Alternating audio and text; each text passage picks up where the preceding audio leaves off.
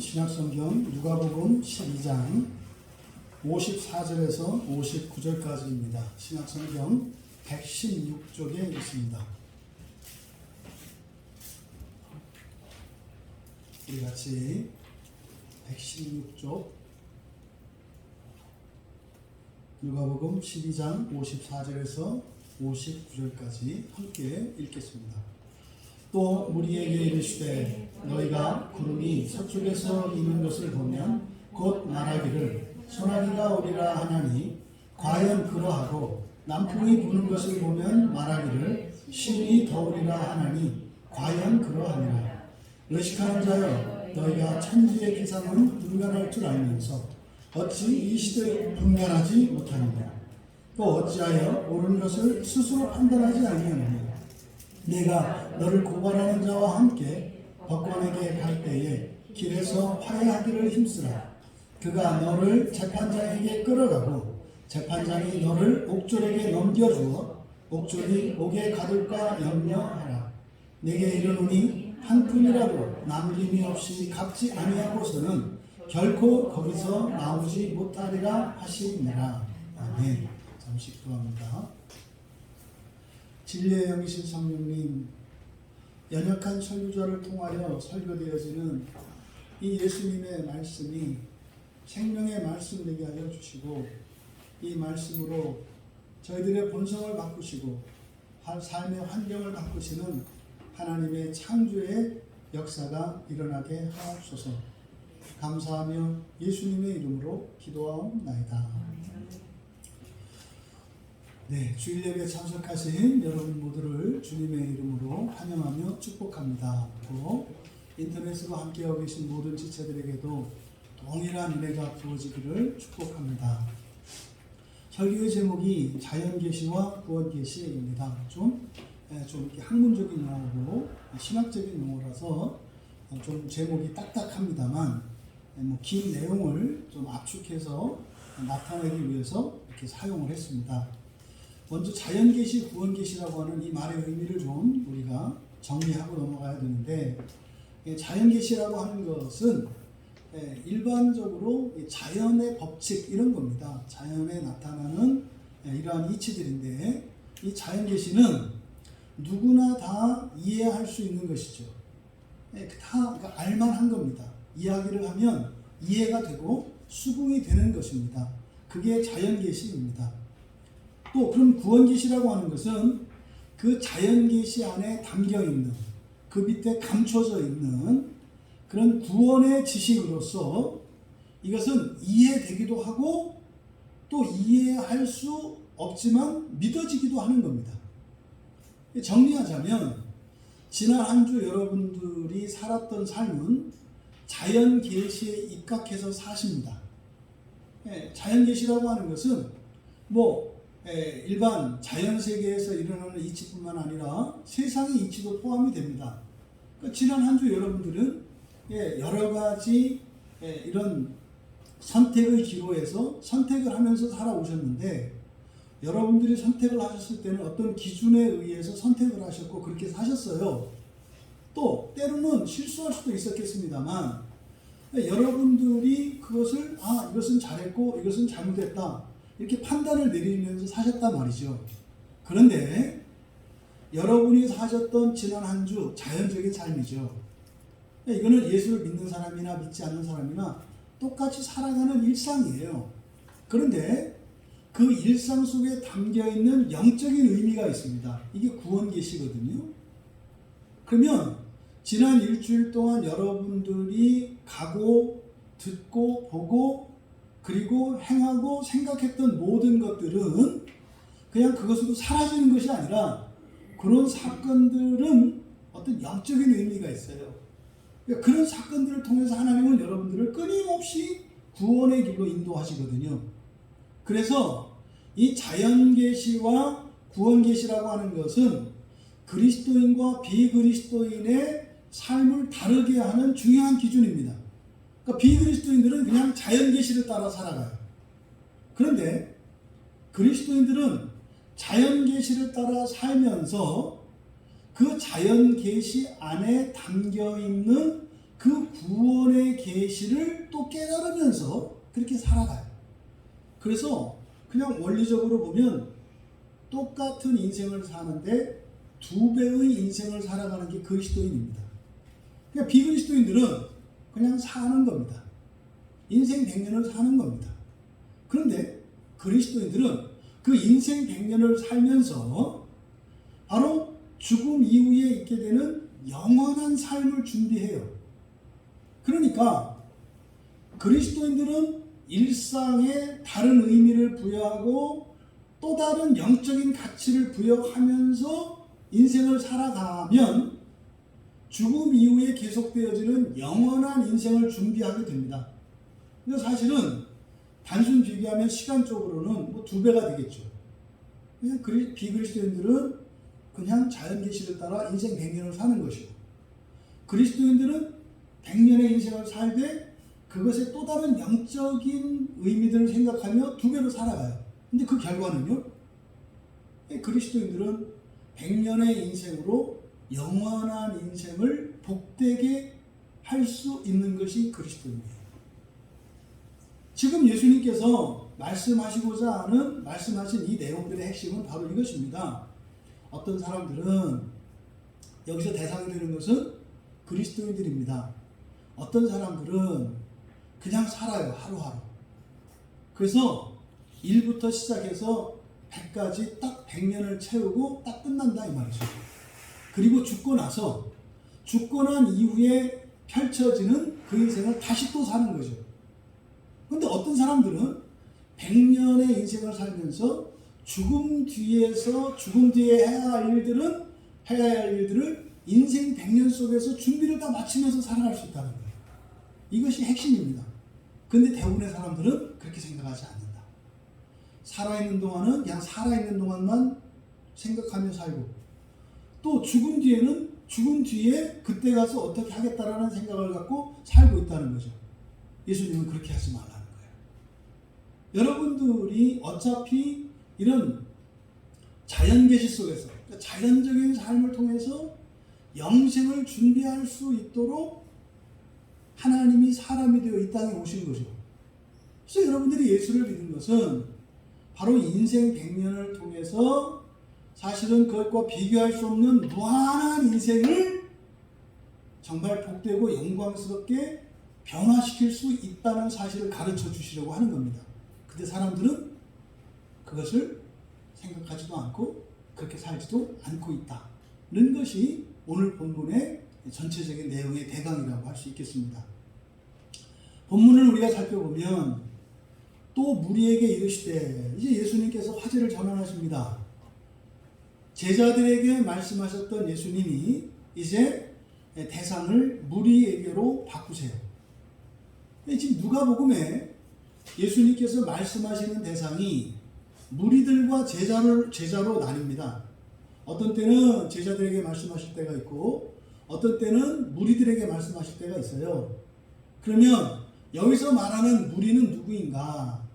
그러니까 예수님이 말씀하는 자리에 나와 있는 사람들이거든요. 그래서 여기서 말하는 무리는 교인들이에요.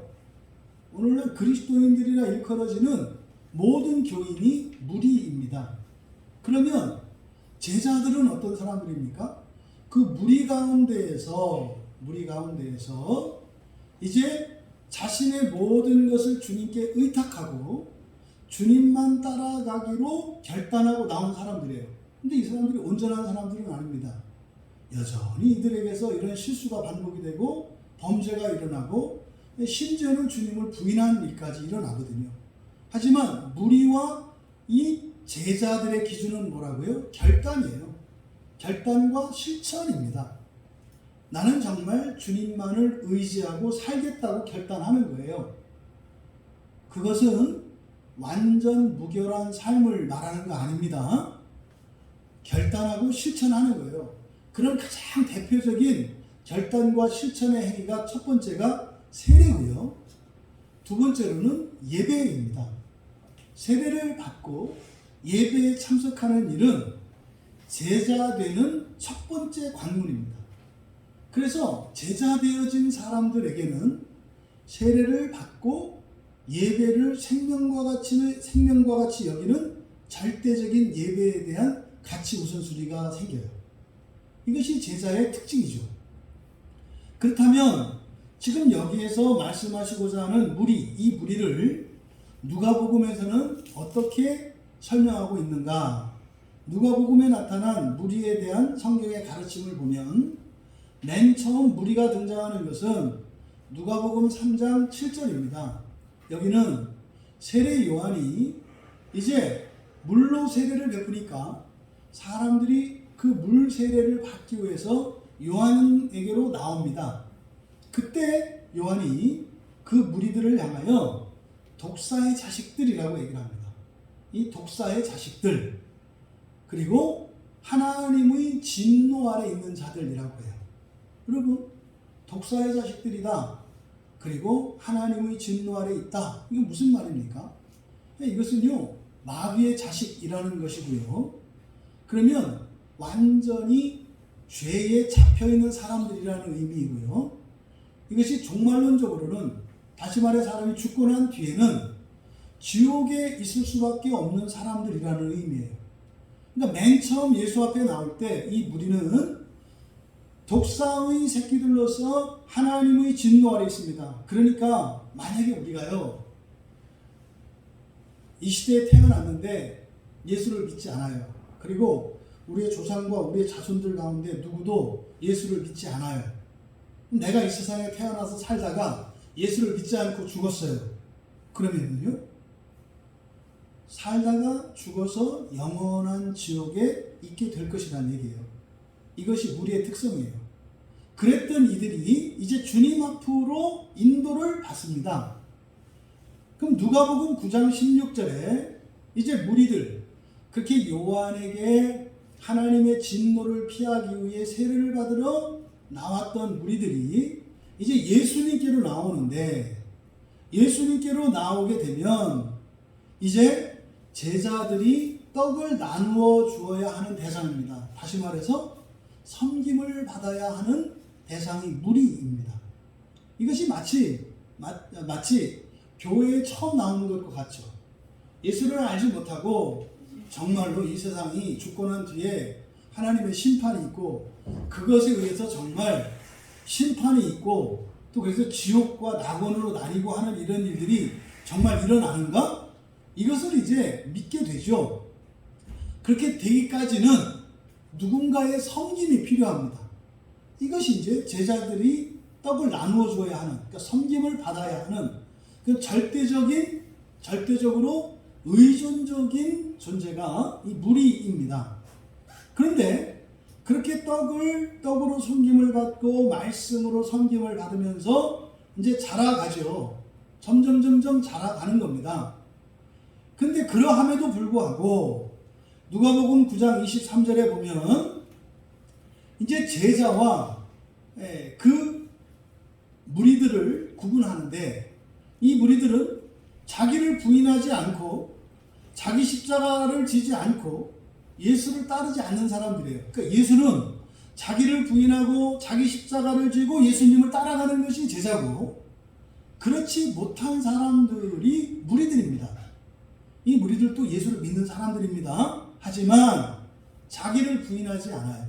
자기를 부인하지 않는다는 것은 무슨 말이냐면 성경에서 말씀하는 여러분이에요. 여러분이 생각하는 여러분이 아니라 성경에서 말씀하는 여러분과 여러분이 생각하는 여러분 자신이 있어요. 그때 성경에서 말씀하는 내가 아니라 내가 생각하는 나를 붙들고 살아가는 거죠. 이게 부인하지 않는 겁니다. 이 사실 우리가 지금 누가복음 12장의 핵심적인 주제가 바로 이 가식의 문제인데, 이 자기 부인을 하지 않는다는 것은 가식적인 삶을 살아가는 것을 말해요. 또 자기 십자가를 지지 않는다. 이 자기 십자가라고 하는 것은요, 여러분들이 이 세상에 부름을 받은 사명이 있습니다. 사명이 있어요. 또 여러분들은 여러분들이 이루어내야 하는 구원이 있습니다.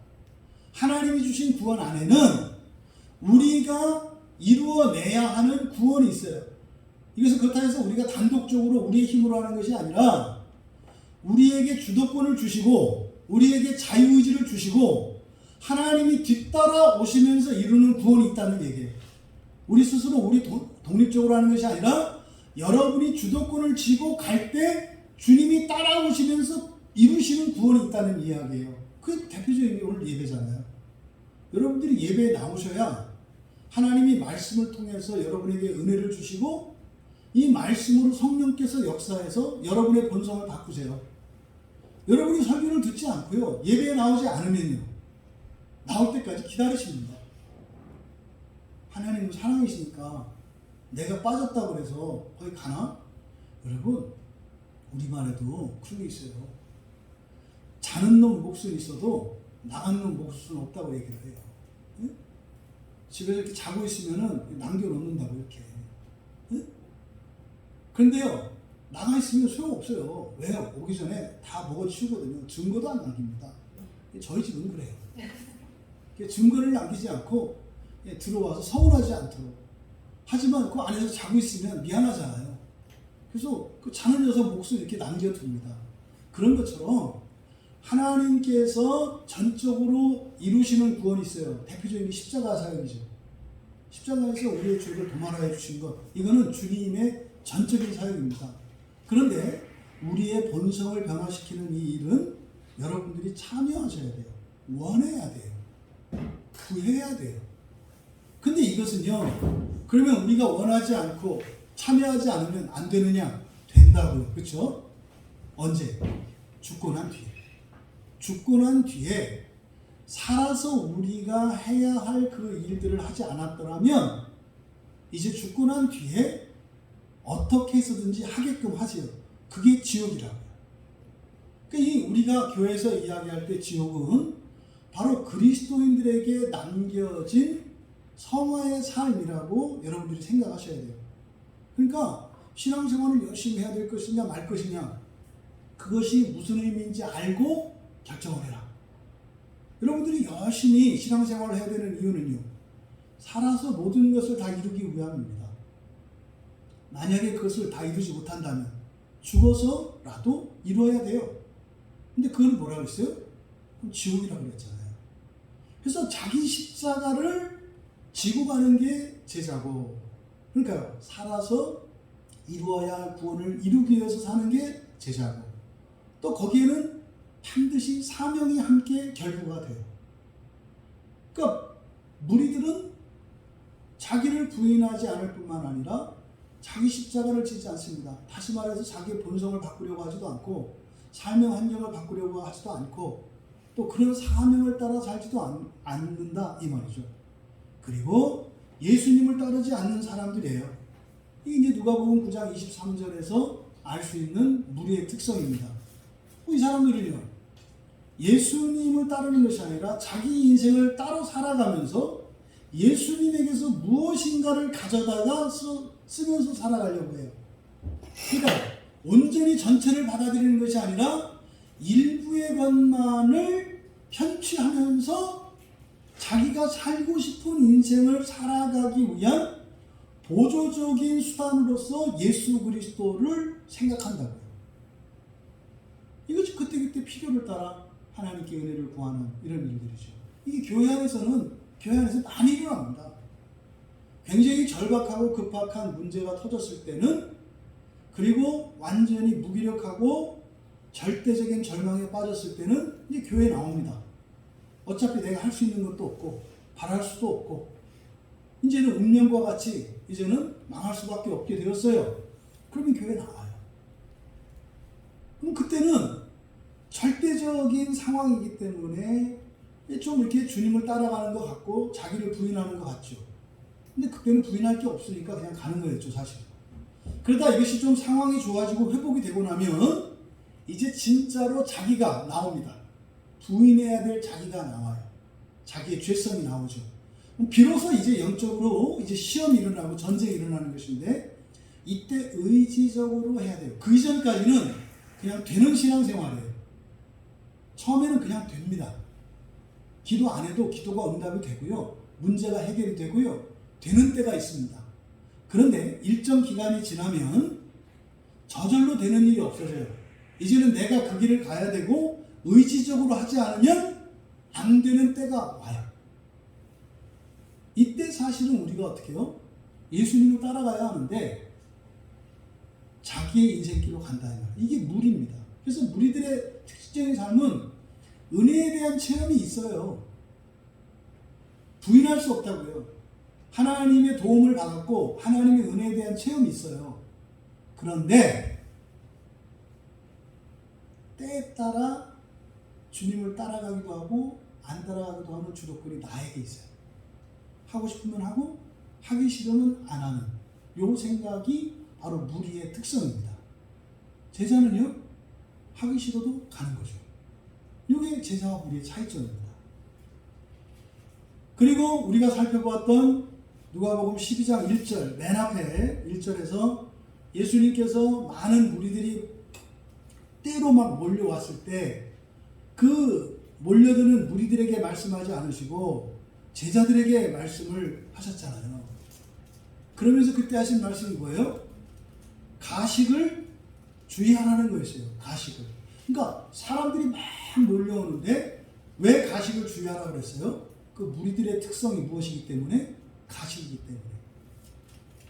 나중에 예수님께서 이제 승천하시고 나면 이 제자들을 목양하는 일을 제자들이 할 텐데 제자들이 있는 그 모습 그것을 보고 그 제자들이라고 생각하지 말라는 거예요. 그 무리들의 있는 그 모습 그대로를 보고 또 그 말을 보고 그대로 믿지 말라는 거죠. 왜요? 이 무리들의 특징이 가식이기 때문에 그래요.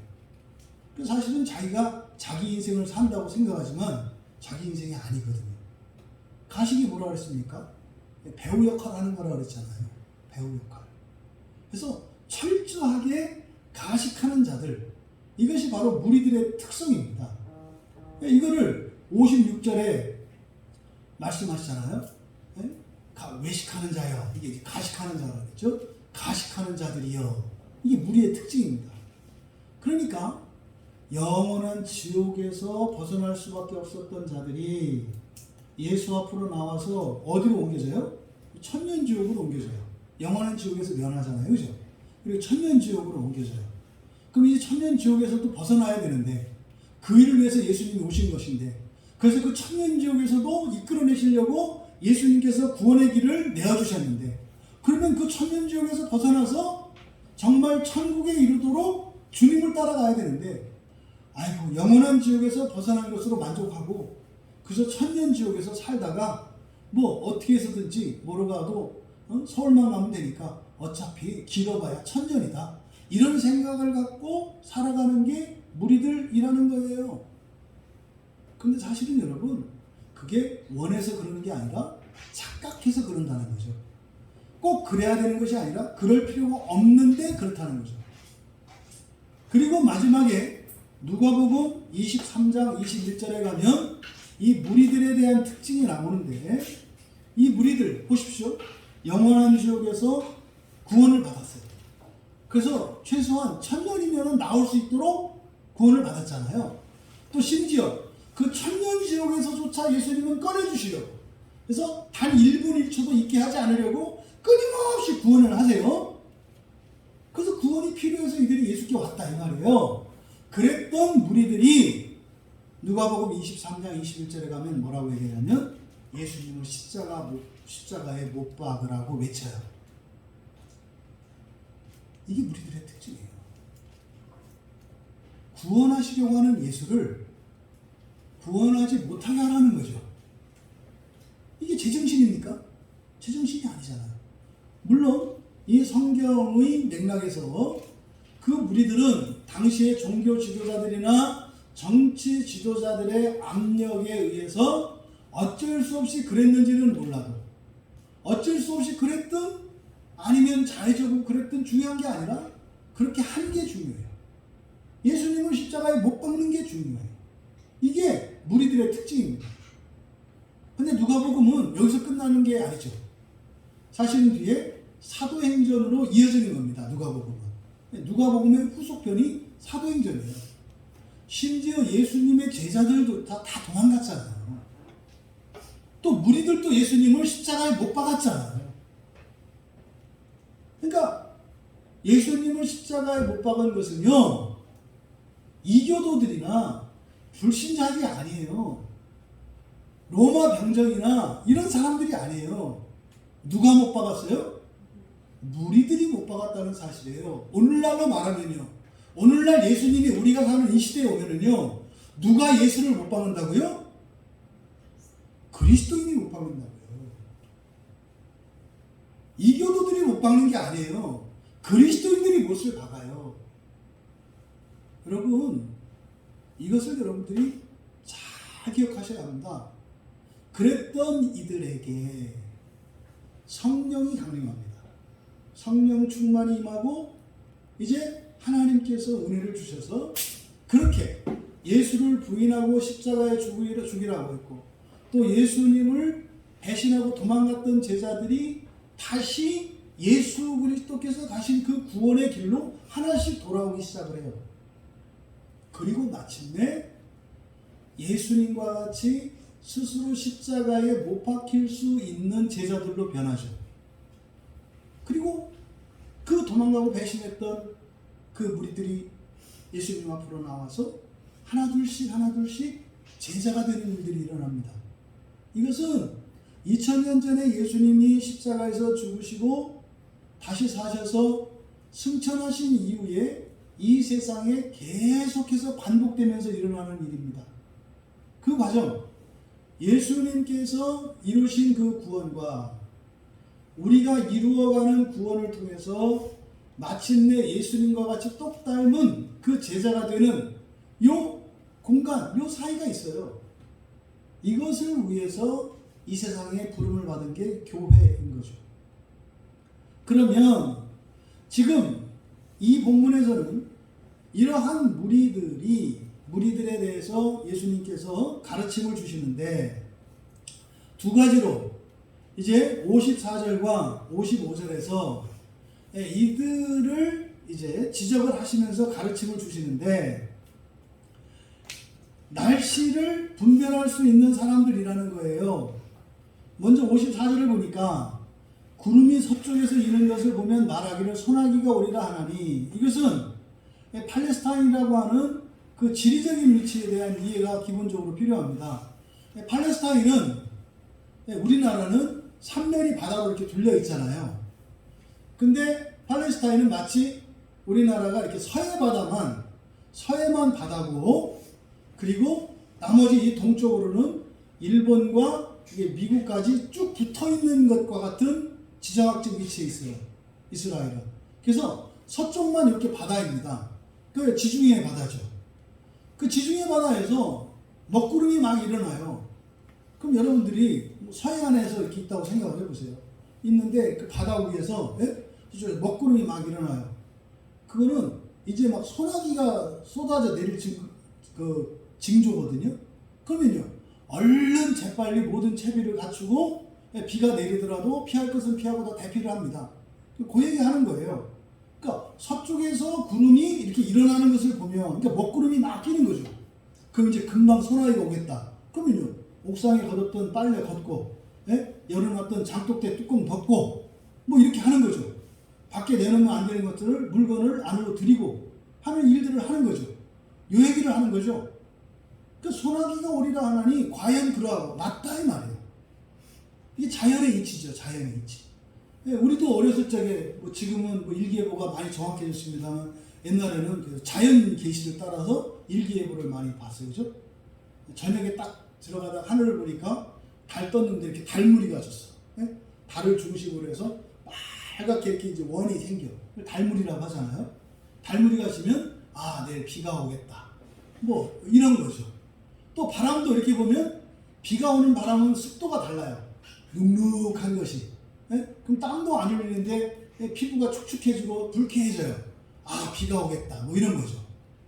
또 새가 갑자기 하늘을 날던 새들이 막 아래로 내려와서 낮게 날아.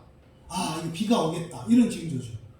또 비가 완전히 그치지는 않았는데 뭐 새가, 나비가 한두 마리씩 나와서 너플너플 날아다녀. 이제 비가 그치나 보다. 이런 징조가 있다 이 말이죠. 그것을 보고 우리도 거기에 맞춰서 살잖아요. 또 55절에 남풍이 부는 것을 보면 말하기를 신이 더우리라. 이것은 이스라엘의 남쪽은 사막지대입니다. 그 네게브라고 해서 광야지대예요. 완전히 메마른 땅입니다. 그쪽에서 불어오는 바람은 건조하죠. 그리고 덥죠. 그러면 이 바람이 오면 이거는 저 남쪽에서 그 무더위가 올라오는구나. 이걸 알아채긴다 이 말이죠. 맞다. 과연 그러하니라. 그러니까 자연의 이치라는 것이 있어요, 여러분. 자연의 이치뿐만입니까? 세상의 이치가 있어요.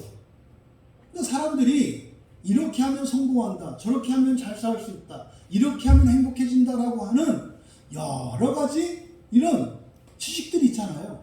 이런 것 모든 것을 통틀어서 자연 계시라고 할 수 있습니다. 근데 우리들이 어떻게 하나요? 그런 것들을 무시하지 않죠.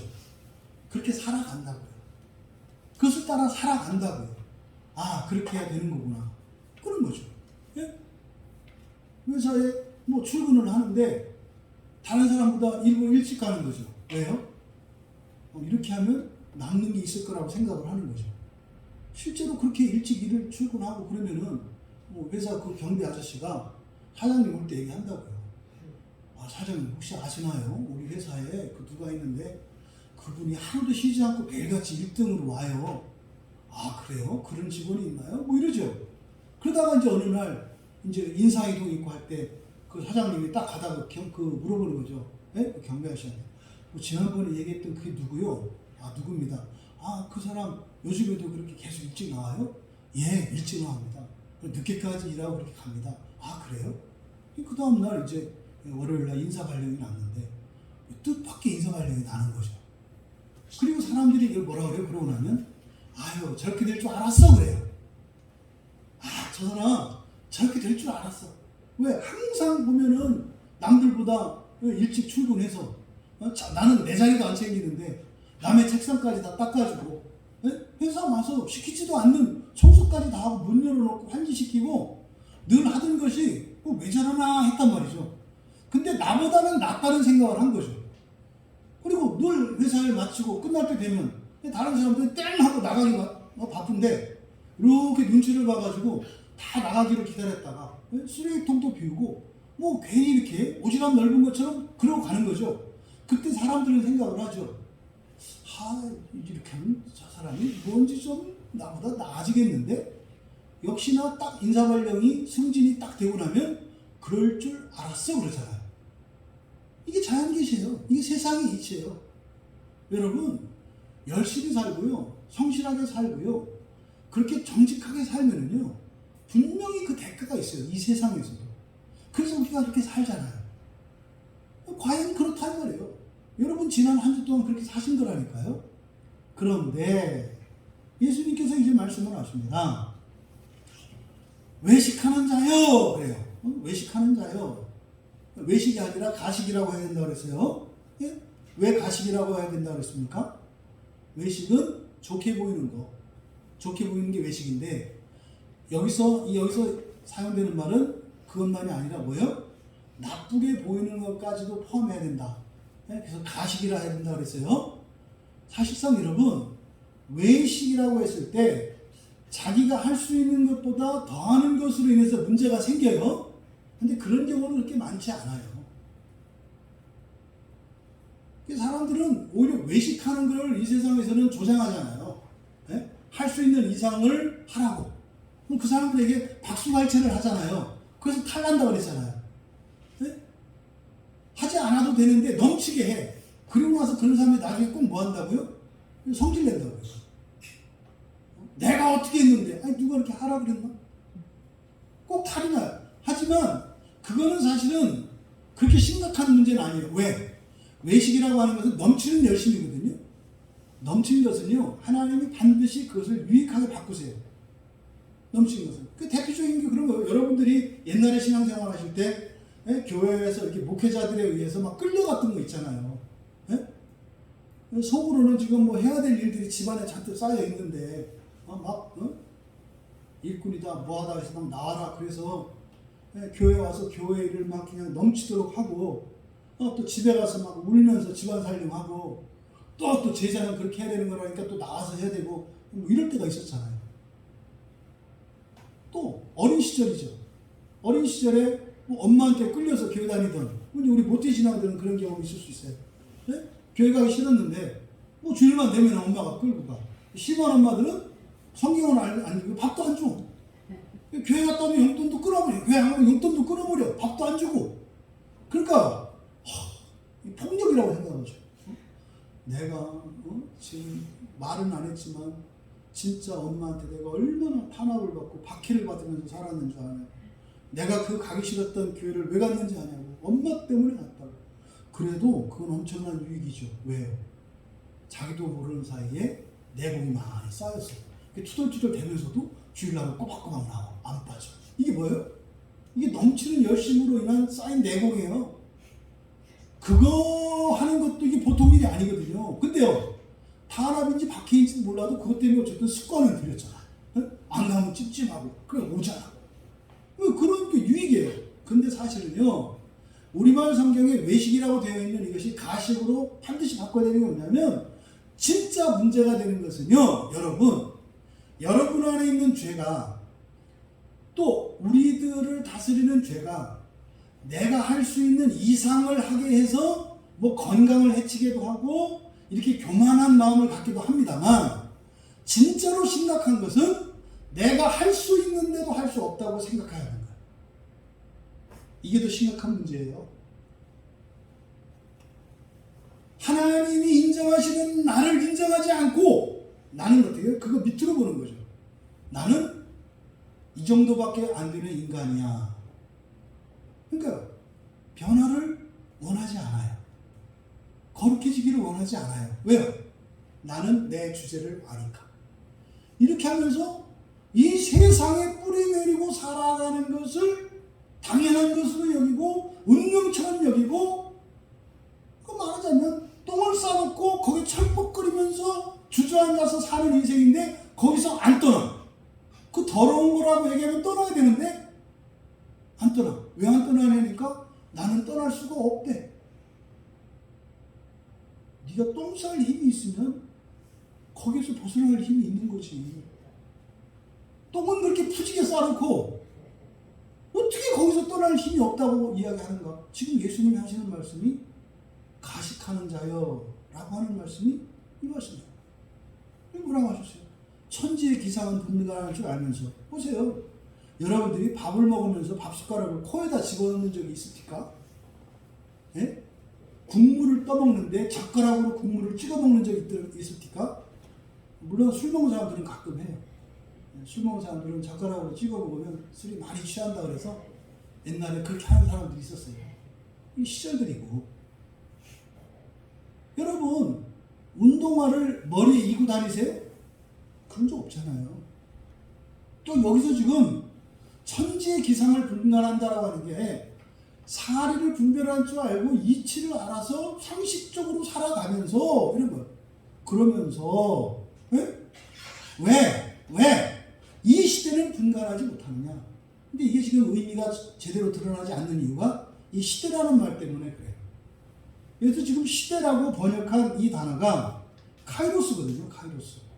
카이로스는 뭡니까? 성경에 두 개의 시간이 나옵니다. 하나는 크로노스라고 하는 시간이 있고 하나는 카이로스라고 하는 시간이 있어요. 크로노스는 여러분들의 주민등록번호예요. 여러분들의 출생일자가 있잖아요.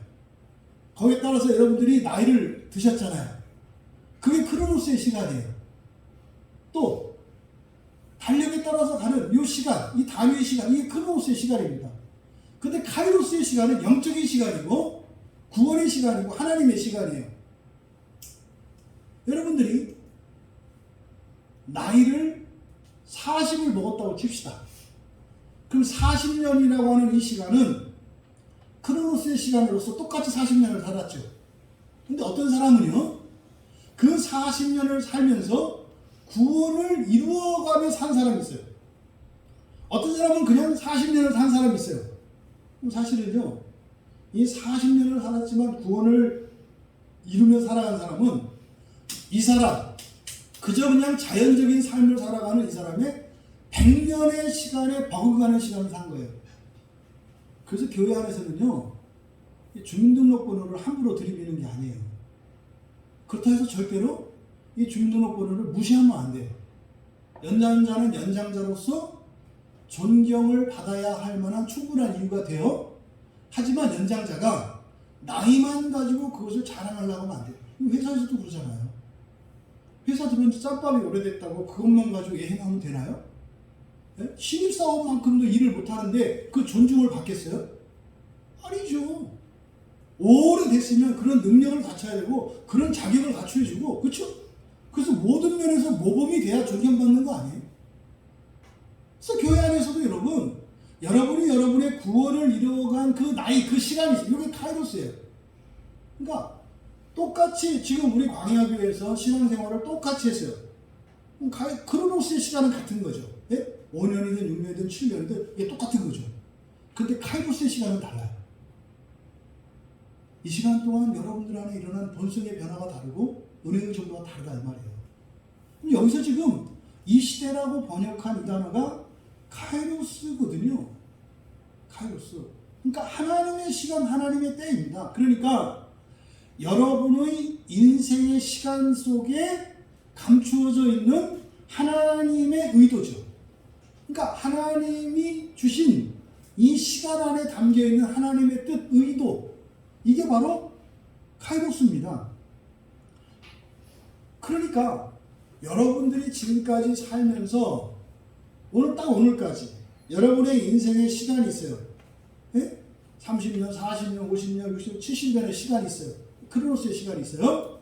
그 시간 안에 카이로스의 시간을 또 사는 거예요. 그 어떤 사람은 50년 인생 가운데 쌓인 카이로스, 하나님의 시간이 1년일 수도 있고 10년일 수도 있고 20년일 수도 있고, 어떤 사람은 30년을 살았는데 30년의 크로노스의 시간이 30년의 카이로스 시간일 수도 있어요. 그러면 나이는 50이야. 그런데 나이가 30인 이 사람이 더 성숙한 사람일 수도 있다 이 말이에요. 그래서 이 카이로스의 시간은 단지 육체의 출생의 시간만을 의미하는 것이 아니라 또 다른 영적인 시간, 이게 지금 여기서 시대라고 번역을 한 거예요. 그러면 56절을 약간 의역을 해서 이해하기 쉽도록 번역을 하면 이렇게 되는 거예요. 가식하는 자들아, 너희가 하늘과 땅의 현상을 연구하고 조사하여 이미 알고 있으면서 어떻게 하나님의 시간, 그것도 지금 이 시대에 그 하나님의 의도조차도 분간하여 알고 있지 못하느냐. 이게 지금 56절의 말씀의 의미입니다. 지금 이 56절의 의미는 뭡니까?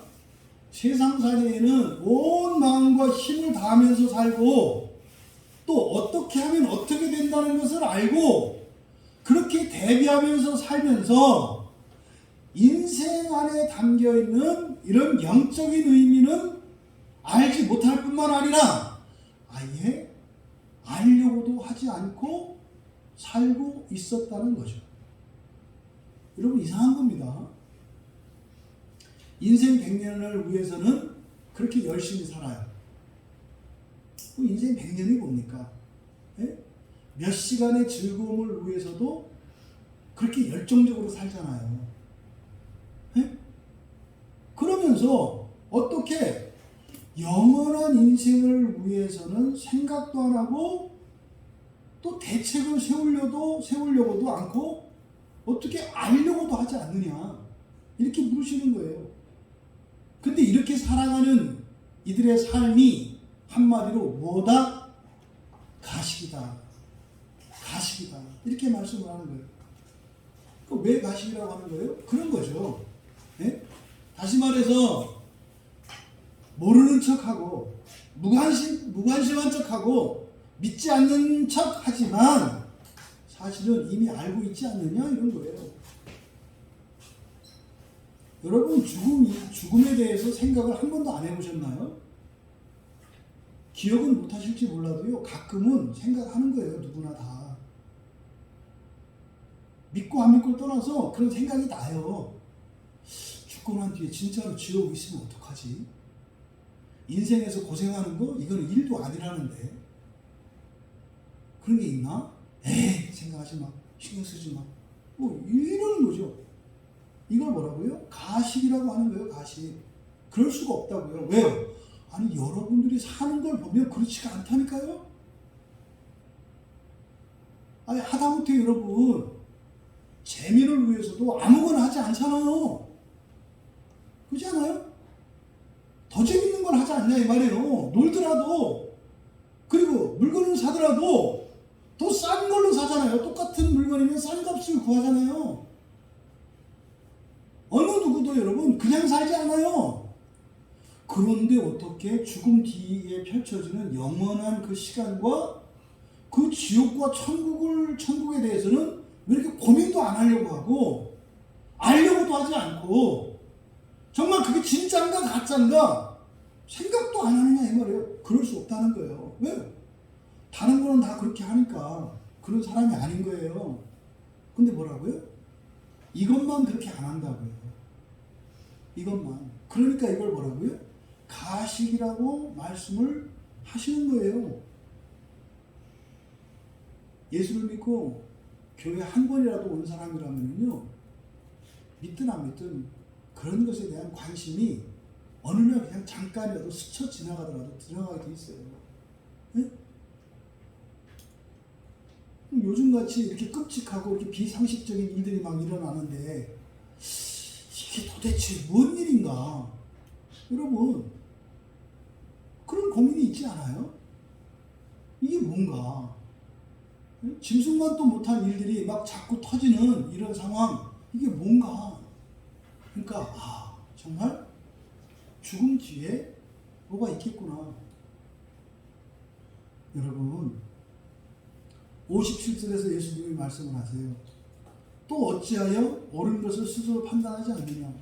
지금 56절과 57절은 둘 다 의문문이거든요. 왜 이 시대를 분간하지 못하느냐. 57절에 스스로 판단하지 않느냐. 다 의문문이에요. 근데 이것은 물어보는 게 아니라 뭡니까? 촉구하는 것을 강조하는 거죠. 뭐라는 거요? 스스로 판단하라는 얘기고요. 이 시대를 하나님의 그 시간을 분간하라는 거죠. 왜요? 할 수 있으니까 하라고 하는 거예요. 할 수 있다고 생각하지 마라. 할 수 있다. 할 수 없다고 생각하지 마라. 할 수 있다. 할 수 있다. 근데 너무나 오랫동안 그걸 생각하지 않았기 때문에 생각하기가 싫고 생각하려고 해도 생각 속으로 들어가지를 못해요. 너무 해본 적이 없기 때문에. 그것보다는 당장 먹고 사는 현실적인 돈 한 푼 좀 버는 거, 조금 재밌는 거, 그런 거 있잖아요. 우리가 느끼잖아요. 시험 공부하면서 밤새는 건 어려운데 좋아하는 게임이나 영화 하면서는 며칠이라도 밤새지 않아요? 그러니까요, 게임을 하면서 밤샐 수 있는 사람은요, 무언가를 위해서 밤샐 수 있는 사람이에요. 근데 꼭 그러죠. 공부하라 그러면, 밤새서 하라 그러면, 난 절대로 못해. 죽었다 깨어도 못한다니까 이러죠. 그것을 시험 끝나고 나면 밤새 게임을 하고 있어. 너 밤새 게임 밤새 밤 못 샌다며? 이건 밤새는 거 아니지. 그 뭐야? 노는 거지. 이 뇌가 그렇게 조정을 받아요. 생산적이고 아름답고 창조적인 일을 할 때는 자꾸 피곤하다고 느끼게 만들고, 노는 일에는 날로 새롭다고 느껴. 그러니까 죄 짓는 일에는 힘을 내서 열심히 짓는데, 거룩하고 자기 인생을 복되게 하고 존귀하게 하는 일에는 피곤하다 그래. 이상하잖아요. 객관적으로 생각해. 이 얘기를 지금 예수님이 하시는 거예요. 네가 그렇게 놀 때도 밤새 놀 수 있다면 기도도 밤새 할 수 있고 성경도 밤새 들을 수 있겠네. 그게 맞잖아요. 다만 뭐예요? 하기 싫고 하기 싫은 거, 하고 싶고 하기 싫은 거죠. 즐겁고 괴로운 이 차이인 거지, 할 수는 있는 거죠. 지금 이 부분을 지적하고 계시는 거예요. 이게 가식이라는 거예요. 그러니까 못하는 게 아니라 하기 싫은 거죠. 못하는 게 아니라 하기 싫은 거예요. 근데 못하는 때가 있다고요. 못하는 때가 있어요. 하지만 어느 정도 시간이 지나면 뭐예요? 할 수 있는데도 불구하고 하지 않는 때가 있다는 말이에요. 지금 이것을 가식이라고 얘기한다고요. 가식이라고. 할 수 있는데도 하지 않는 것. 그러면 스스로 판단하지 않느냐. 여기서 어찌하여 옳은 것을 그랬어요. 옳다, 의롭다 이 말이거든요. 의롭다. 성경에서 의롭다는 것은 무슨 의미라고 그랬습니까? 완전하다. 그렇죠? 완전하다. 선하다라는 것은 무슨 뜻이에요? 좋다요? 나에게 좋다. 악하다는 뭐예요? 나에게 나쁘다. 여러분들에게 예배가 선하다면 예배가 나에게 좋은 사람이에요. 이 사람은 선해요. 근데 어떤 사람은 예배가 나에게 악할 수도 있어요. 무슨 말이에요? 예배가 싫을 수 있다 이 말이에요. 그러니까 여러분들이 가지고 있는 선악에 대한 기준이 달라요. 그러니까 좋고 나쁜 게 다르다 이 말이에요. 어떤 사람은 예배 드리고 설교 듣는 게 좋은 사람이 있고요. 어떤 사람은 다른 거, 예? 뭐 그냥 여행 다니고 먹고 마시고 이게 좋은 사람이 있어요. 그러니까 선의 기준이 달라요. 근데 모든 사람은 다 선한 일을 합니다. 모든 사람은 다 선한 일을 하는 거예요. 근데 뭐가 달라요? 기준이 다른 거죠. 기준이 다른 거죠. 성경에서 너희들에게 좋은 거야. 성경에서 제시하는 선의 기준과 우리들이 가지고 있는 선의 기준이 달라요. 그러면 여러분, 하나님의 기준이 옳을까요? 나의 기준이 옳을까요? 이게 이제 대답하기가 싫은 거예요. 그 다음에 예상됐거든. 그럼 내가 좋은 것과 하나님이 좋다고 하는 게 다른데 당연히 하나님이 뭐 옳겠지. 그럼 이제 뭐예요? 내가 좋아서 하는 일은 사실은 나한테 좋은 게 아니라고 하는 거거든요. 이것만큼 듣기 싫은 얘기가 없어요. 내가 제일 좋아하는 일을 하나님이 나한테 나쁜 거라고 얘기한대. 그래서 그거를 버리래. 그러면 좋은 것을 못하게 하는 것처럼 느껴진다고요. 이게 믿음이에요, 여러분. 그리고 이게 지혜고요. 하나님의 기준, 하나님의 말씀을 따라가면은요, 무조건 여러분들은 좋게 됩니다. 상상 이상으로 좋게 됩니다. 그런데요, 그냥 내 기준에 따라서 이렇게 좋은 대로 살아가면 결단코 인생이 바뀌지 않습니다. 힘들게 하는 이런 우환과 환란이 끊이지 않습니다. 왜요? 내가 생각하는 좋아하는 것은 다 대가가 있는 거예요. 그 대가는 뭐라고 했어요? 지옥이라고 그랬잖아요. 근데 지옥은 현재의 삶 속에서 여러 가지 환란과 불행한 일들로 나타나는 거예요. 더 이상 나가지를 못하게 하는 거예요. 그게 뭐예요? 내 기준의 선을 따라 살아갈 때 대가로 지불하는 거예요. 그러면서 괴로워하죠. 그러면서 하나님한테 덤태기 씌우잖아요. 하나님 도대체 왜 내 인생에 봄이 안 오게 하시는 거야? 아니 자기가 겨울 속으로 살아가면서 어느 게 진짜인지 말해달라고. 겨울을 원하는 건지 봄을 원하는 건지 보여달라고. 근데 말은 봄이라고 얘기하는데 사는 건 겨울을 향해서 살아요. 그러니까 하나님이 어느 게 진짜야? 둘 중에 하나만 해 이런다고요. 둘 중에 하나. 그럼 여기서 의는 뭐예요? 완전함이라고 했어요. 의는 완전함이에요. 그럼 왜 너희들은 완전한지 완전하지 않은지를 스스로 판단하지 않느냐 이거예요. 그럼 여러분 완전한 게 뭐겠습니까? 하나님의 뜻대로 되는 거죠. 완전성은 다 다릅니다. 예? 그럼 들에 피는 들꽃의 완전함이 있고요. 예, 이렇게 조경을 위해서 이렇게 뭐라 그래요?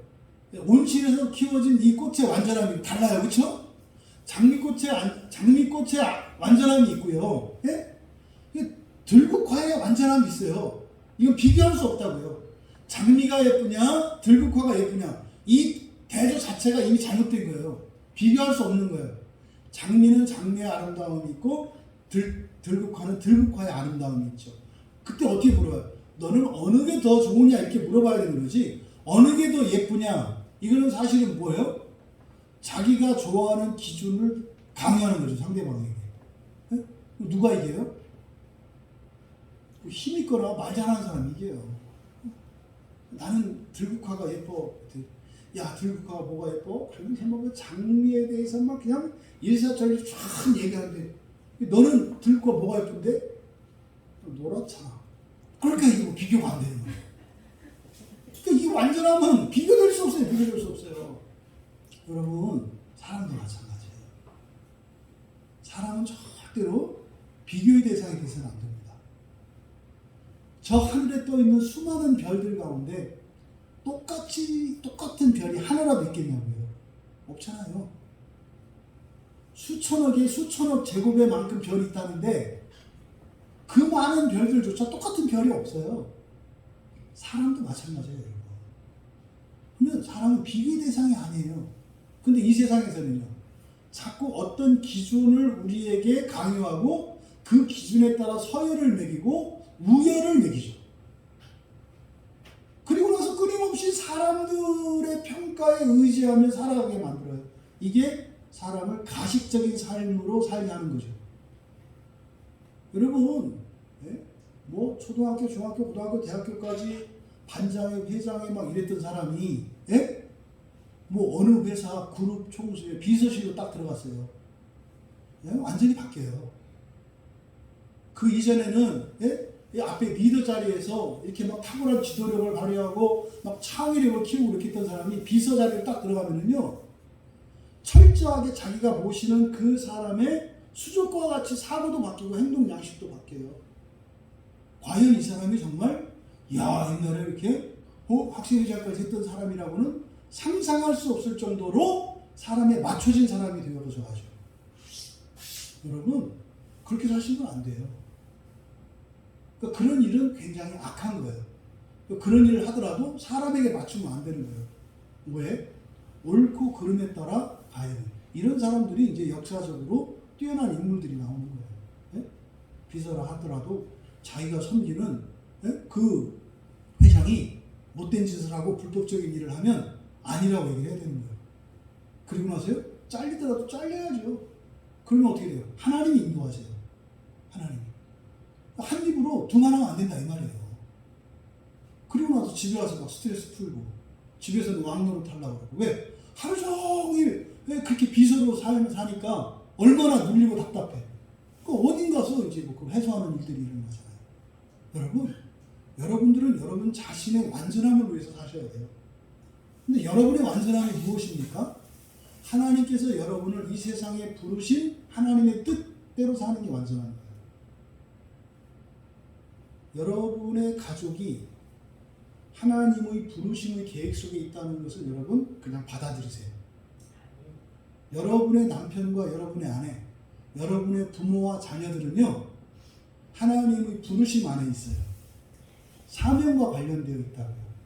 그러니까 여러분이 어떤 환경에 있든지 간에 여러분들은 그 가정에 매우 정상적이고 인정받는 가족 구성원이 되어야 하고요.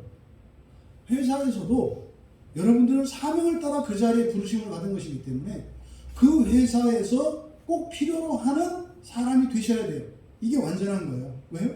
그게 하나님의 뜻이니까. 이것저것 핑계 대지 마시고 그렇게 하시면 돼요. 그렇게 하시면 돼요. 그러면 여러분을 통해서 완전하게 하시는 그 일은 어떻게 해요? 항상 여러분을 그리스도에 이르기까지 변화시키시거든요. 그러니까 사람은 다 달라요. 태어날 때부터 다 달라요. 어떤 사람은요, 태어났는데 뭐 1살 됐는데 뭐 벌써 한글을 띄고 말을 다 해. 3살 됐더니 외국어 하나를 뗐어.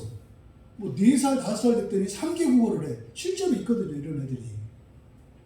그렇게 한 번 보면 이렇게 다 찍혀서 다 외워. 나는 깜지를 그냥 A4로 그냥 볼펜 3개 붙여서 써도 안 외워지는데 이거 꼭 보고 나서 외워. 이거 어쩔 수 없어요. 어쩔 수 없어요, 그거. 근데 그거 가지고 여러분들이 열등감을 갖거나 우월의식을 가질 필요가 없어요. 아, 나는 이런 거구나. 그럼 여러분들에게 그런 뛰어난 재능들이 있으면요, 더 큰 책임과 사명이 있다는 것을 잊으시면 안 돼요. 고작해서 사람들과 경쟁해서 조금 나은 것으로 만족했다가는 큰 코 다칩니다. 그렇게 살면 안 되죠. 그렇게 살면 안 되죠. 중요한 것은 사람은 뭐라? 비교하지 마라. 비교하지 마라. 그래서 자기의 완전성을 추구해라. 자기의 완전성을 추구해라. 그런데 어떻다? 무리들은 생각 안 난다는 거예요. 완전함을 생각하지 않는다는 거예요. 그럼 이 정도면 되는 거 아닌가? 뭐 이렇게 살아간다는 거죠. 여러분, 옳은 것을 판단하며 살아가시기 바랍니다. 무슨 말이냐면 여러분들이 지금 최선의 삶을 살고 있는가, 그리고 하나님의 뜻을 따라 살고 있는가, 그것을 생각하시라는 거예요. 내가 이렇게 살아가는 게 최선이야? 내가 이렇게 살아가는 게 하나님의 뜻 안에 있는가? 이것이 과연 내가 이 세상을 살아가는 사명이고 목적이고 의미인 거야? 이런 생각을 하셔야 된다는 거죠. 근데 안 한다는 거예요. 이게 의문문을 하면 해라. 그렇게 해라. 또 스스로 판단한다. 스스로 판단하지 않는다 그랬어요. 여기서 스스로 판단하지 않는다라고 하는 것은 이때 당시에 무리들에게요, 주는 직접적인 교훈은 의존적으로 살아요. 이거 뭐예요? 그냥 제사장이 하라는 대로 하고, 장로들이 하라는 대로 하고, 바리새인들이 하라는 대로 하고, 랍비들이 가르치는 대로 그냥 하면 된다고 생각을 한 거죠. 겉으로 보기에는요, 이렇게 마치 그 종교 지도자들을 존중하고 의지하는 것처럼 보여요. 근데 실제 그래요? 안 그래요. 종교 지도자들이 이렇게 신도들로부터 존경받는 일은 매우 드물어요. 그러니까 종교 지도자이기 때문에 존경받는 것이 아니라 그 사람이 가지고 있는 어떤 인간적인 능력이나 어떤 도덕성이나 이런 것으로 사람들이 인정을 받지, 종교 지도자라는 것 때문에 존중받지는 않아요. 근데 종교 지도자라는 것을 존중하는 경우가 딱 하나 있어요. 왜 그러겠어요? 그건 책임을 회피하려고 그러는 거예요. 이 다음에 주님 앞에 가서 제가 그랬어요. 하나님이 나한테 김찬재 목사를 보내주셨잖아요. 김찬재 목사가 그랬어요. 책임을 전가하려고 종교 지도자에게 의지하는 거죠. 그러지 말라는 거예요. 그러지 말라는 거예요.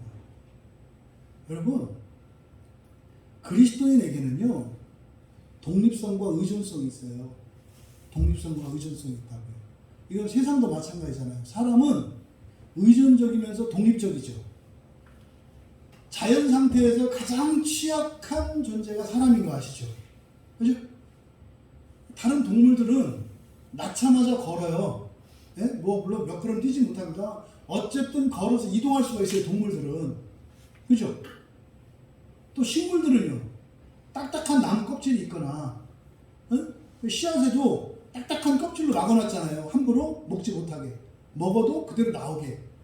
그래서 그거 갖다가 이제 커피 내려서 비싸게 받는다는 거 아닙니까? 그게 루학이잖아요, 루학 커피. 네? 커피의 단단한 껍질을 이거를 어떻게 녹일 수가 없으니까, 사양 고양이가 그걸 향기가 좋으니까 단맛만 나는 커피 열매를 딱 따먹는다는 거 아니에요. 근데 그 안에 딱딱한 이 껍질로 이게 쌓여져 있는 속씨는 먹고 배설이 되는 거 아니에요. 그게 또 이제 사양 고양이 그 호르몬과 이렇게 화학작용을 일으켜서 한 3년 푹 발효시키면 그때 그거를 이제 딱 각 부원해서 구우면은 이게 이제 구름 위에 둥둥 뜨는 커피가 된다. 이게 루학이라는 커피 되는 거 아닙니까? 스스로 보호장치가 있어요. 소나무 보세요. 그 두꺼운 그 나무 껍질로, 막 누가 곰이 발톱으로 막 핥혀도 그 껍질이 보호하잖아요, 안에. 이런 보호장치가 다 있어요. 근데 사람은요, 나면 이건 죽은 목숨이에요. 딱딱 태어나면 뭐 이러고 있잖아요, 이러고. 꼼짝 못해요, 그냥 뭐 이러고 있는 거예요. 누가 잡아먹어도 그냥 이러는 거지. 뭐 이거 밟지 못해요. 이게 사람이 그렇게 취약하다니까요. 사람은 그래서 날 때부터 절대적으로 의존적인 존재라는 것을 날 때부터 깨달아요. 부모들이 보면. 그래서 어떻게 해요? 그 핏덩어리 때문에 사는 거 아니에요, 그 다음부터. 왜? 나 아니면 죽으니까. 나 아니면 죽으니까. 그 사랑이 아니고서는 그거를 키우지 않아요. 그 사랑 때문에 사실은 이 아이만 자라는 게 아니라 나도 인간이 되죠. 그잖아요. 이렇게 취약한 존재로 태어난 아기가 조금 이제 뭐 뒤집고 걷기 시작하잖아요. 예? 그래서 조금 독립적인 생활을 하잖아요. 그 독립적인 생활을 하면 맨 처음 하는 게 뭐예요? 무릎 찌르고 사고 치는 거예요. 그 옛날에 이렇게 누워있을 때는 바닥에 앉아서 똥을 퍼질러도 그냥 그 자리만 퍼질렀는데 이제는 사방팔방 묻힐 수 있는 독립성이 생겼어. 똥 갖고 장난하고 바르고 막 이 독립적으로 생기면 이렇게 되는 거죠. 근데 그건 온전한 독립성이 아니죠, 그렇죠? 엄마가 또 다 닦아야 돼. 이놈의 새끼 하고서는 또 데려다가 씻기고 벽지 닦고 다 닦아서 옷 갈아입으면 또 이제 좋다고 또 웃고 가서 또 바르고. 그러다가 이 아이가 크면 어떻게 돼요? 이제 똥을 좀 가리게 되잖아요. 이게 진짜로 주체적이고 독립성을 갖게 되죠. 그래서 뭔가가 말이 오면 뭐 울든지 아니면 화장실에 가서 일 보고 나서 칭찬을 받잖아요. 그러니까 이제는 기저귀를 떼도 되는 때가 오잖아요. 그죠? 서서히 독립적인 존재로 살아가요. 근데 만약에 20살 먹었는데 이러고 있으면 어떻겠어요? 한 20년 동안 맨날 똥 싸고 이러고 있어. 그럼 어떻게 하겠냐고. 사람은 절대적으로 의존적인 존재로 태어나서 이렇게 독립성을 점점 갖게 됩니다. 그래서 마침내 뭐 하게 돼요? 결혼을 하게 되는 거죠. 이 사람은요, 결혼을 하면서 비로소 온전한 독립적인 인격체가 되는 거예요. 그 전까지는요, 보호 아래 있어요. 부모의 보호 아래 있는 거라고요. 네? 부모의 보호 아래 있고 가정의 울타리 안에 있는 거예요. 따로 나가서 독립생활을 한다 하더라도 가정의 울타리 안에 있는 거예요. 그래서 가족에서 아버지가 모여라 그러면 모이는 거예요. 가자 그러면 가는 거죠. 그러니까 독립적이지만 또한 의존성이 함께 있다 이 말이에요. 이걸 깨면 안 돼요. 결혼해도 마찬가지죠. 결혼하게 되면 이제 부부가 한 가정을 이루어서 그 가정의 울타리 안에 있어야 합니다. 그래서 가정이 의존적이어야 돼요. 그래서 뭐 결혼했는데도 집에 안 들어와. 그러면 안 되는 거예요. 결혼했으면 어떻게 돼요?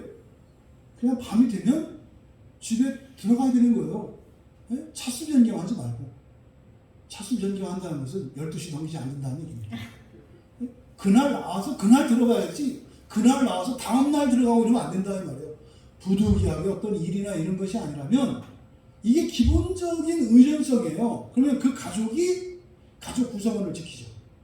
그러면 엄마든 아빠든 아들이든 딸이든 전부 그 가족의 보호를 받아요. 우리는 어떻게 해요? 사실 여러분 가정 예배 들으셔야 되거든요. 가정 예배를 중심으로 모여야 되는 거예요. 이게 의존성입니다. 근데 난 안 해. 뭐 이렇게 가는 거죠. 이게 이제 뭐예요? 이게 이거 하는 거예요.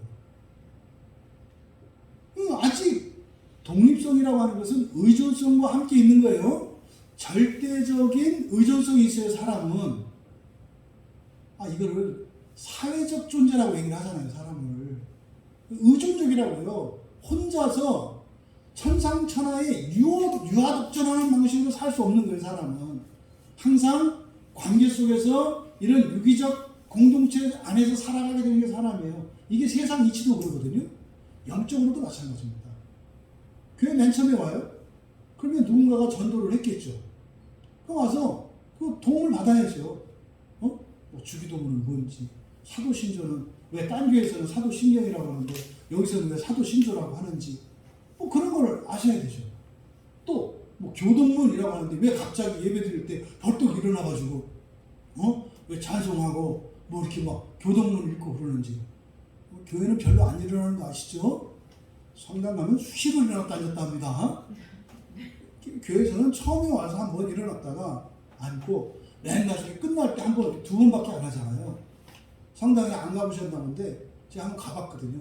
계속 일어납니다. 일어났다 앉았다 일어났다 앉았다 이래요.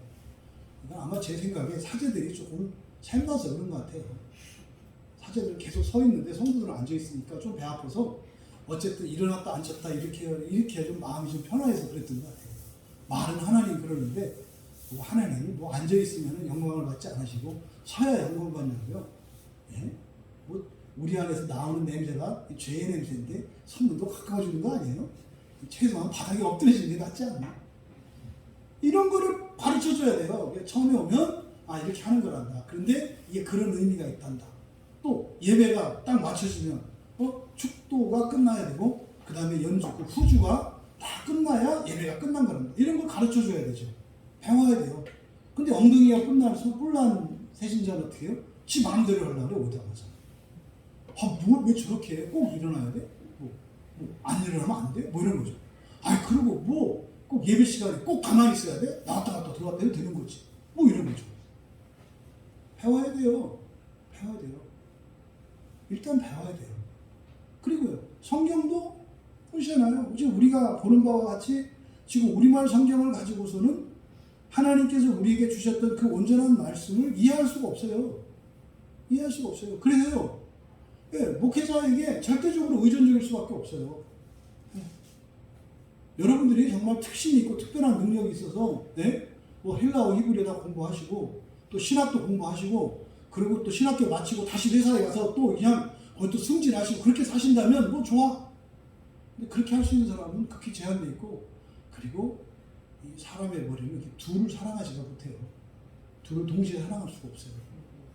그러니까 한쪽에 바보를 만들어 버려야 이렇게 하는 거예요. 그래서 제가 그 목사 되기 전에는 잔머리가 이렇게 막 돌아갔는데 목사 되고 나니까 잔머리가 녹슬어서 안 돌아가요. 그러니까 잔머리가 안 들어가니까 이걸 보게 되더라고요. 근데 잔머리가 돌아가면요 성경 속으로 못 들어가요. 자꾸 잔머리 돌아가니까 이걸 가지고 이렇게 해서 이렇게 이용하려고만 하고 이런다고요. 근데 잔머리가 멈추면서 속으로 들어가더라고요. 그런 거예요.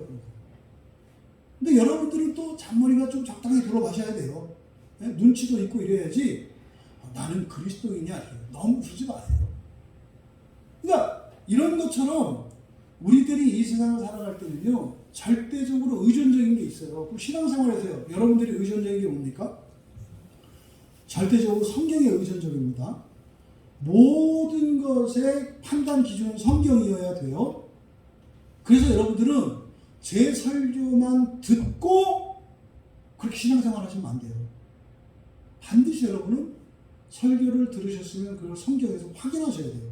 그래서 어떻게 해요? 확인사살 하셔야 된다고요. 어저께 그 청년들 성경 공부하는데 청년 중에 하나가 딱 질문하더라고요.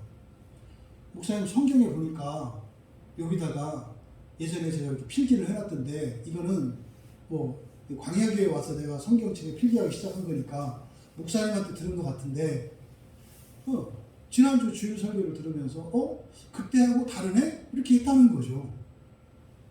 얼마나 기쁘겠어요. 이런 거예요. 이런 거. 이런 게 이렇게 해야 된다고. 이런 말이 질문이 나와야 되고 역질문이 나와야 되고 왜 이런 거예요? 이렇게 물어봐야 되는 거예요. 제가 여러분 아시죠? 간간히 실수하는 거 일부러 하는 건 아니에요. 하고 보니까 실수했어요. 그럴 때 여러분들이 어떻게 돼요? 바로바로 잡아내셔야 돼요. 목사님 그건 이거 아닌가요? 이거죠. 그럼 제가 어떻게 했어요? 긴장을 한다고요. 그래서 실수가 점점점 줄어들 테고요. 말씀을 가지고 까불고 장난치지 않아요. 근데요, 제가 이렇게 설교를 했는데 뭐 틀리게 한 거예요. 근데 아무한테도 피드백이 안 와요. 그럼 처음에는요 부끄럽고 막 이래요. 근데 다음에 했는데 또 안 와요. 그럼 나중에 그럼 어떻게 생각했어요? 아, 우리 교인들은 아무것도 모르는 사람들이구나. 그러면은 그 다음부터는요 긴장감도 없어지고 그러면 나중에 어떻게 되는지 아세요? 성경 연구도 안 해요. 마음 아프지만 오래 목회를 오래 하신 분들이 나중에 가서 나타나는 공통적인 현상이 뭐냐면 성경 연구를 멈추는 거예요. 근데 그걸 성도의 책임이라고 할 수는 없지만 아니라고 할 수도 없어요. 만약에 성도들이 목사님 설교를 꼼꼼히 듣고 그걸 성경을 확인한다는 것을 알면 긴장하지 않을 수 없거든요. 근데 그게 없어져요. 그리고 피차간에 그러잖아요. 저도 옛날에 집사 때 그랬어요. 옛날 목사님 뭐 1년 단위로 돌아가거든요. 거기는 이제 절기 설교를 했으니까 언제는 본문이 어디고 그 설교의 3대지가 뭔지 알고 다 알아요. 예화도 뭔지 알아요. 똑같이 사용하시거든요. 그래서요 교회 한 3년 되면 목사님 재산이 거덜납니다. 다 알아요. 그 다음부터는 이제 오는 교인들한테 뭐 교회 안 온 사람이 교회 온 사람보다 더 잘 알아. 권사님 지난주에 교회 안 왔잖아요. 아이고 설교 본문이 뭐였지? 그때 예화 뭐했지? 어떻게 알아요? 아이고 권사되면 다 알아. 다 아는 게 아니라 목사님이 그냥 그대로 하는 거죠. 이런 일이 일어나면 정말 화로다.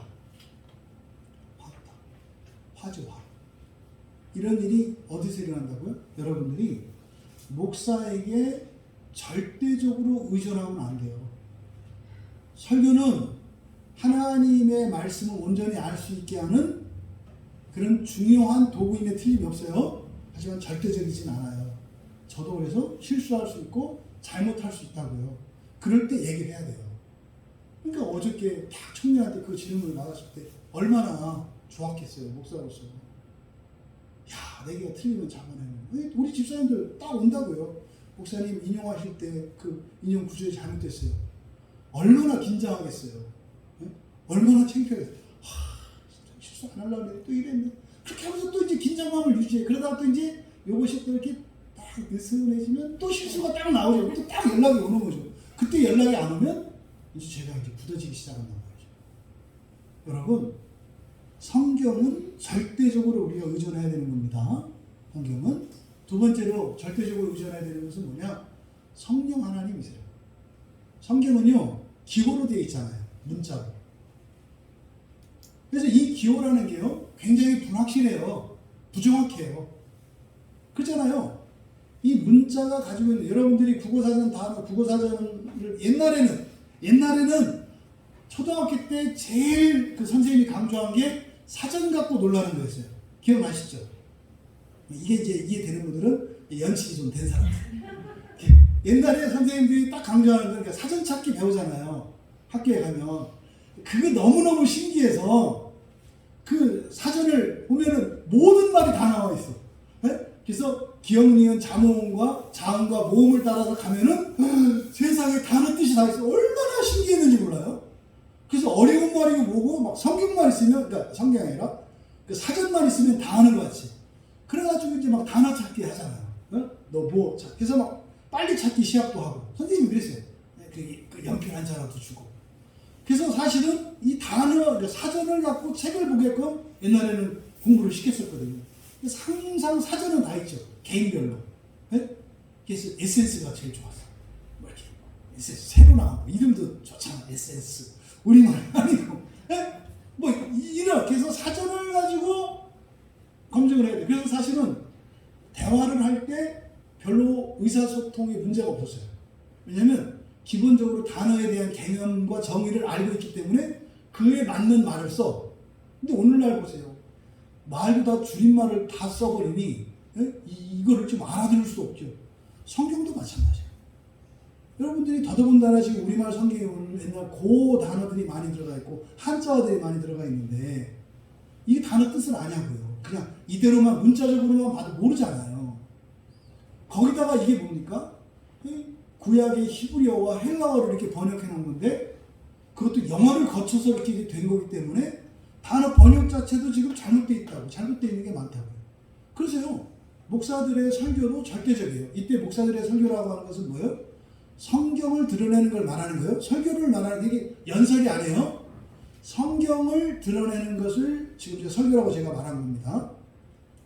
이게 절대적이에요. 그 도움을 받아야 돼요, 여러분들이. 이게 바로 이렇게 설교가 되지만 문자로 되어 있는 것을 불완전한 사람이 그거를 해석을 해서 또 말로, 말주변도 없는 그 설교자가 말로 하고 또 여러분들은 또 들을 주변이 없잖아요. 또 마음대로 듣잖아. 듣고 싶은 것만 듣고 듣기 싫은 건 안 듣잖아요. 그걸 가지고 이렇게 조합했을 때 뭐가 나오겠냐고요. 그런데 진리가 놀랍게 우리에게 같이 있어요. 이 성령의 역사죠. 절대적으로 성령에 의존해야 돼요. 성경을 볼 때 기도하십시오라고 하는 게 다른 거 아니에요. 성령님, 이 번역 성경을 읽을 때 제가 이 뜻을 다 알 수는 없지만 이 안에 담겨있는 진리가 내 안에 심겨주게 해주세요. 심겨주게 해주세요. 그럼 성령께서 실제로 여러분들이 불완전한 성경책을 할지라도 성경이 불완전하다는 게 아니에요. 번역이 불완전하다는 거예요. 성경은 완전한 겁니다. 하지만 불완전한 번역본 성경을 보더라도 여러분들이 성령께서 도와주시면 진리가 심겨져요. 그러니까 사실은 여러분들이 이 성경책을 가지고 신앙생활을 하는데도 아무 문제는 없어요. 왜? 성령께서 하시니까. 그 다음에 여러분들이 절대적으로 의존해야 되는 것이 교회입니다. 여러분들이 일상생활에서 가정이 절대적으로 가정에 의존적이다라고 한 것처럼 교회는 절대적으로 의존적이에요. 교회를 떠나서는 살 수 없어요. 여러분. 내 마음대로 내 방식대로 이렇게 해서는 안 된다 이 말이죠. 그래서 우리 그리스도인들은 의존성과 함께 독립성을 가지고 있어요. 근데 이게 어떻게 해요? 처음에는 절대적으로 의존적이었다가 서서히 상대적으로 독립적이 되어 가요. 그렇지만 결국은 어떻게 돼요? 절대적인 의존성 안에서 독립성을 가져요. 그래서 독립성과 의존성이 서로 충돌하지 않습니다. 독립성을 가진 사람들은 더 의존적일 수 있어요. 하나님. 또 하나님께 의존적인 사람은 독립적일 수 있어요. 그런데 이때 당시의 교인들은 어땠던 거예요? 그냥 맹신적으로 사람에게 묶여 있었던 거죠. 오늘날 교회도 마찬가지잖아요. 오늘날 교회. 여러분들이 신앙생활을 하실 때 처음에는 선물을 받고요. 예? 그냥 도움받는 사람으로 이렇게 사셔야 돼요. 처음에는. 그렇게 잘 지내셔야 돼요. 이렇게 잘 배우고. 그러다가 점점 어떻게 돼요? 남을 좀 도와주는 사람이 돼야 되고요. 또 성경을 볼 수 있는 사람이 되어 가야 돼요. 그래서 가끔은 목사님 지난번에 하셨던 것과 이번에 좀 뭐가 다르네요? 이게 왜 그래요? 이런 질문도 할 수 있는 사람이 돼야 돼요. 그리고 성도들을 섬기는 사람이 돼야 되죠. 그러니까 처음에는 그냥 다른 사람의 섬김만 받다. 여러분들 교회 안에서 섬기는 이런 자리가 있어야 되는 거예요. 해라가 아니에요. 그렇게 변해가야 된다. 근데 보세요. 맨날 설교 듣는 게 다고 그날 주일날 와서 설교 듣고 일주일 동안은 깨끗하게 성경 보존의 법칙을 위해서 그냥 먼지 하나 손대 하나 안 묻히려고 잘 모셔놨다가 또 주일날 와서 한번 폈다가 아니야 이것도 좀 너무 성경이 더럽히지는 것 같아요. 그래서 성경책도 안 들고 와서 교회에 있는 거 펴서 먹고 집에서는 참 깨끗하다. 이거를 대대손손 물려줘야지 여러분 다시 번역본 나옵니다. 그 물려줄 생각하지 마세요. 네? 그렇게 사셔서는 안 돼요. 그렇게 사셔서는 안 돼요. 또 여러분들이 누군가를 이제 섬기고 이렇게 할 수 있도록 자라가야 되는 거죠. 그래서요 정말 주체적이고 독립적인 그리스도인이 되면 오히려 더 하나님께 절대적으로, 성경에 절대적으로, 성령에 절대적으로, 교회에 절대적으로 의존적인 사람이 되어요. 근데 이것은요 완전한 독립성과 함께 이루어진다. 그런데요 그렇지 않아요. 이때 당시에 무리들의 특성이 이랬다 이 말이에요. 보세요 여러분. 교회 안에서 1년, 2년, 5년, 10년, 20년 이렇게 자라가면 무리에서 제자로 자라가는 일들이 일어나야 되잖아요. 이렇게 성숙해가는 모습이 일어나야 되잖아요. 그럼 어떻게 돼요? 그렇게 고집스럽고 자기주장이 강했던 사람이 부드러워져요. 그러면서도 세상과 타협하고 세상에 대해서 유연했던 것이 오히려 더 견고하게 세워져요. 그래서 사람으로서는 부드러운 사람인데 신앙에 있어서는 강철과 같은 사람이 돼요. 옛날에는 사람으로서는 강철과 같았고 신앙에 있어서는 그냥 살과 같이 부드러웠던 사람이죠. 예배 빠지는 일에는 언제든지 그냥 놀렐루야. 네? 그랬던 사람이 이제는 예배와 신앙에 있어서는 절대로 타협하지 않는 불굴의 신앙을 가진 사람이 되었고 사람에 대해서는 강철과 같은 사람이 정말 물같이 부드럽게 돼서 모든 사람들을 교제하고 포용할 수 있는 사람이 되어가죠. 이게 예수 그리스도잖아요. 이런 일이 일어나야 되는 거죠. 여러분 이런 그리스도인 안에 있는 이런 독립성과 의존성의 이런 변화 이것이 무리에서 제자로 변화되어지는 과정이 일어나는 것이다. 이거를 여러분들이 생각하시기를 바라고 결국 56절과 57절에서 의문문으로 이 시대를 왜 분간하지 않냐. 다시 말해서 하나님의 그 뜻을 왜 분간하지 않냐. 그 영원한 시간을 위해서는 너의 구원을 위해서는 왜 대비하지 않고 살아가느냐. 살아야 한다. 또 왜 스스로 판단하지 않느냐. 주체적으로 신앙생활을 하고 주체적으로 왜 인생을 살아가지 않느냐. 네? 그냥 언제까지 부모 밑에서 깐난하게 노릇하면서 살아갈 거냐. 또 언제까지 그 신앙을 성경책은 연구할 생각도 않고 또 설교도 듣지도 않고 그냥 그렇게 살아가려고 하느냐. 그러면 안 된다. 이게 지금 56절과 57절의 말씀이에요. 그런데 이렇게 살아가는 게 할 수 없어서가 아니라 뭐 하는 거다? 안 하는 거다. 이거를 가식적이다 얘기하는 거예요. 여러분 생각보다 여러분들이 더 훌륭하다는 거 아십니까? 생각보다 여러분들이 더 훌륭해요. 물론 생각보다 훨씬 좀 덜 훌륭하기도 해요. 외식적인 부분은 좀 낮춰요. 또 무슨 말입니까? 좀 덜 힘들게 사셔도 돼요. 근데 또 한편으로는 더 멋지게 사실 수 있어요. 이 얘기를 지금 가식하는 자들이요, 이렇게 말씀을 하는 거죠. 그리고 이제 예수님께서 그렇게 살면 안 되는 이유를 58절에서 말씀합니다. 그렇게 가식적으로 살지 마라. 뭐요? 나는 이럴 수밖에 없어. 이렇게 살지 말라는 거예요. 나는 안 돼. 이렇게 살지 말라는 거예요. 그렇게 살지 말라는 거예요. 또 그냥 힘에 넘치도록 그렇게 마음을 끓이면서 그렇게 살지 말라는 거예요. 좀 내려놓고 편안하게 살아도 된다는 거예요. 근데 왜 그래야 되느냐? 이게 58절입니다. 그래서 58절의 시작은 호스가르. 왜냐하면 마치 이러하기 때문이다.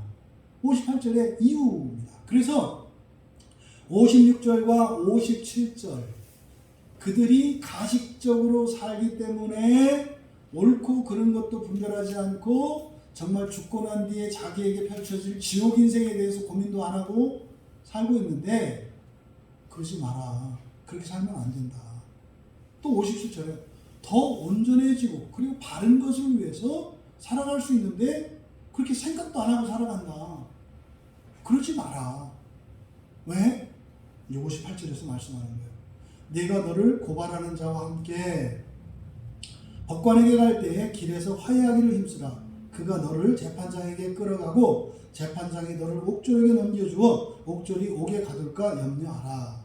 지금 이게 지금 번역이 좀 문제가 된 게 뭐냐면 화해라고 하는 단어 때문에 그래요.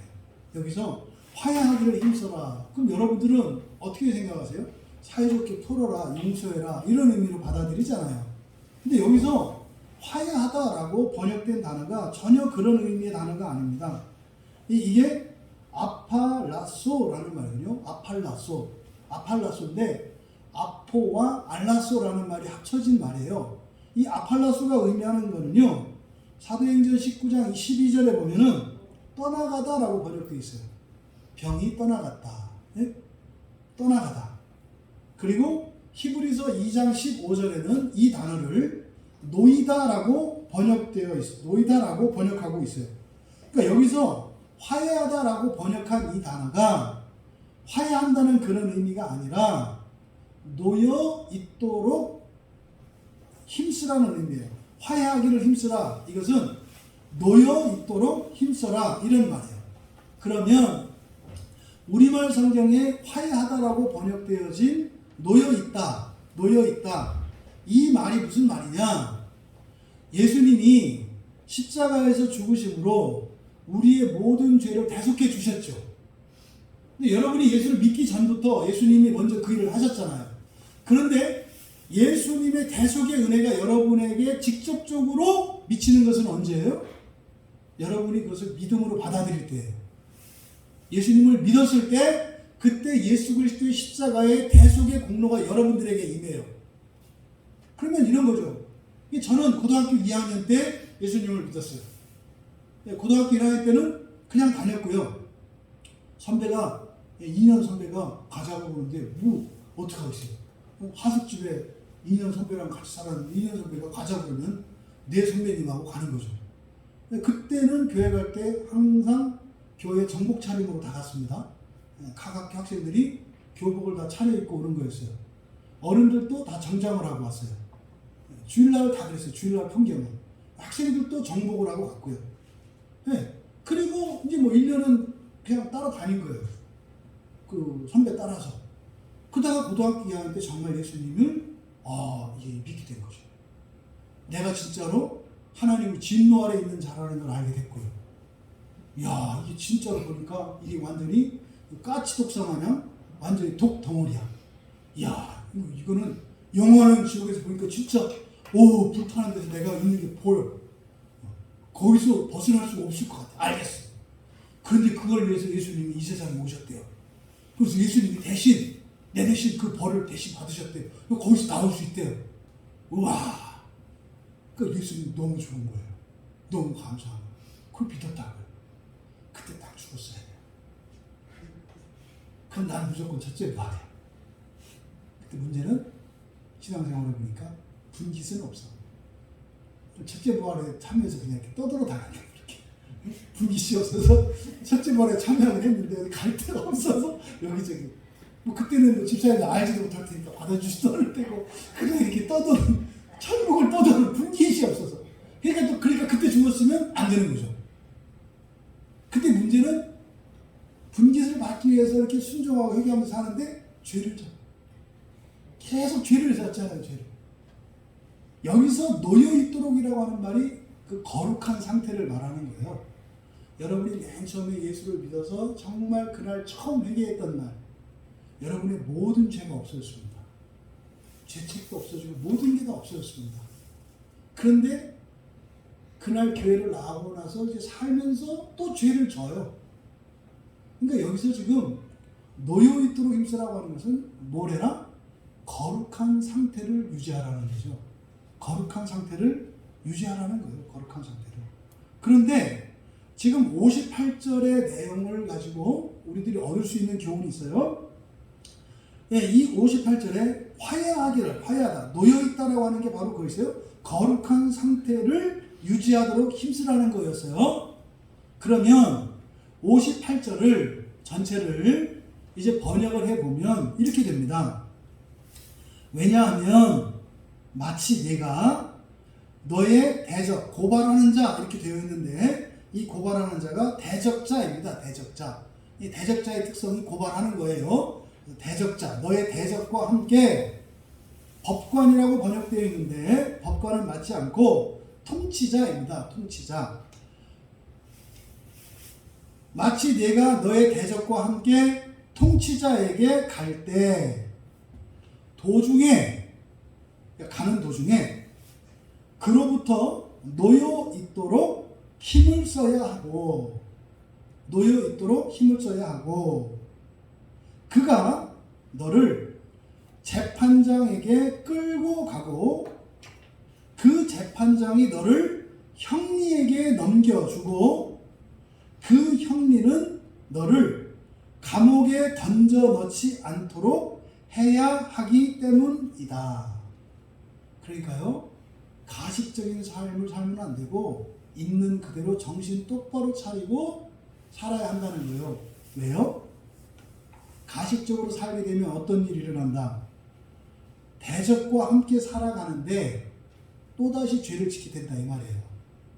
그럼 여기서 얻을 수 있는 교훈, 인생은요 그냥 내 마음대로 각자 도생하는 게 아니라 각자 살고 싶은 대로 사는 게 아니라 모든 사람은요 왕 앞으로 이끌림을 받으며 산다는 거예요. 모든 사람이 각자 다른 곳에서 태어납니다만 모든 사람은 똑같아요. 어떤 면에서 왕 앞으로 나아가는 인생이라는 점에서는 똑같다 이 말이에요. 저나 여러분이나 저 교회 밖에 있는 사람들이나 모두 다 왕 앞으로 나아가는 인생이라는 거예요. 이 세상은 제 마음대로 사는 것 같지만 결국엔 그것을 들고 예수님 앞에 가는 거라는 거예요. 이걸 기억하셔야 돼요. 그래서 우리 인생의 모든 짐을, 살았던 모든 것을 들고 왕 앞으로 나아가는 인생이라는 거. 이게 지금 58절에서 얻을 수 있는 첫 번째 교훈이에요.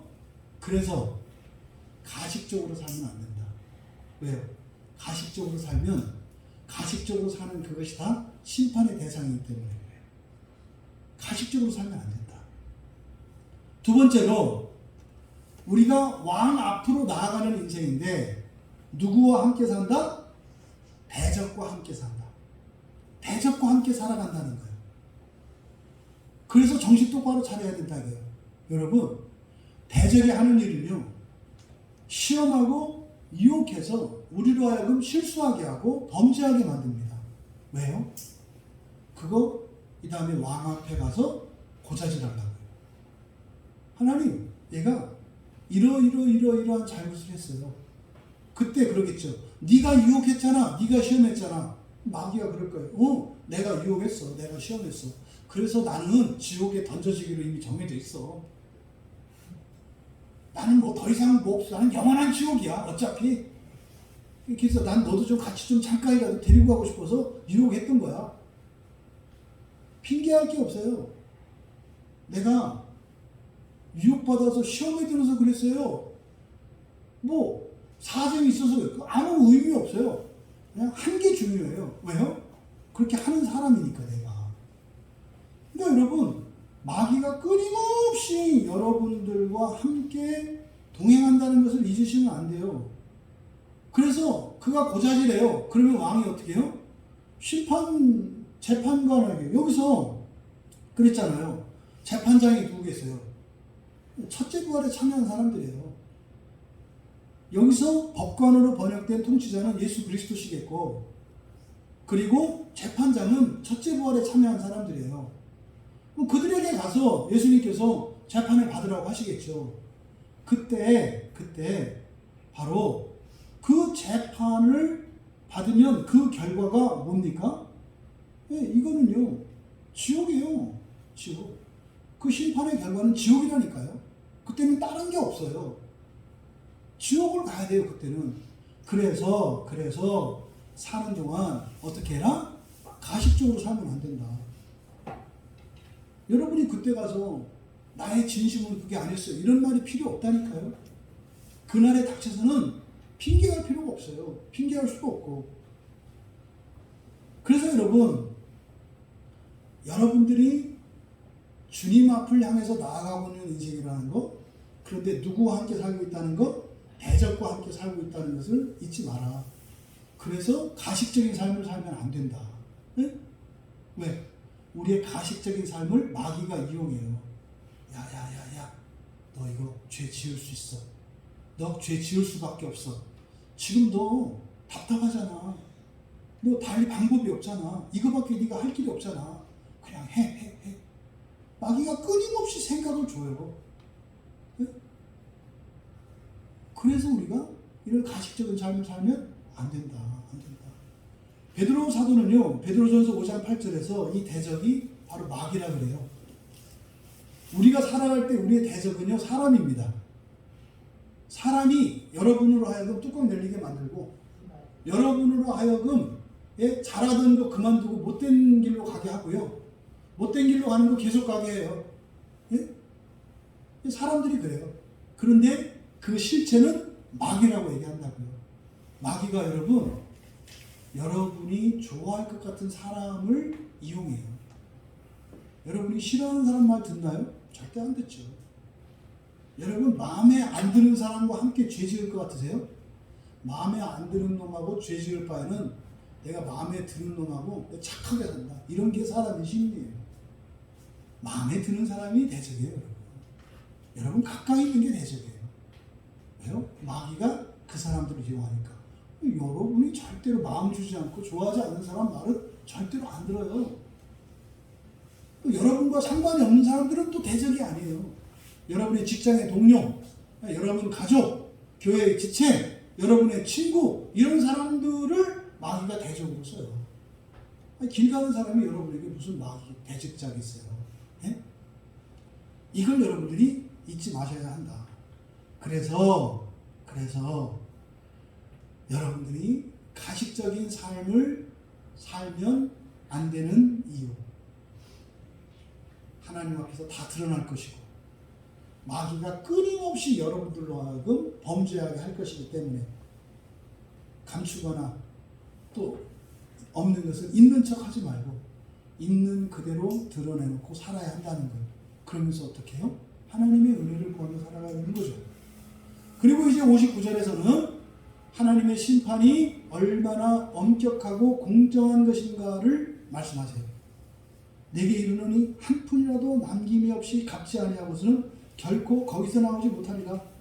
58절에서 이야기했던 옥은 지옥이고요, 59절에서 거기도 지옥입니다. 근데 거기서는요, 한 푼이라도 남김없이 갚지 않고서는 나올 수 없대요.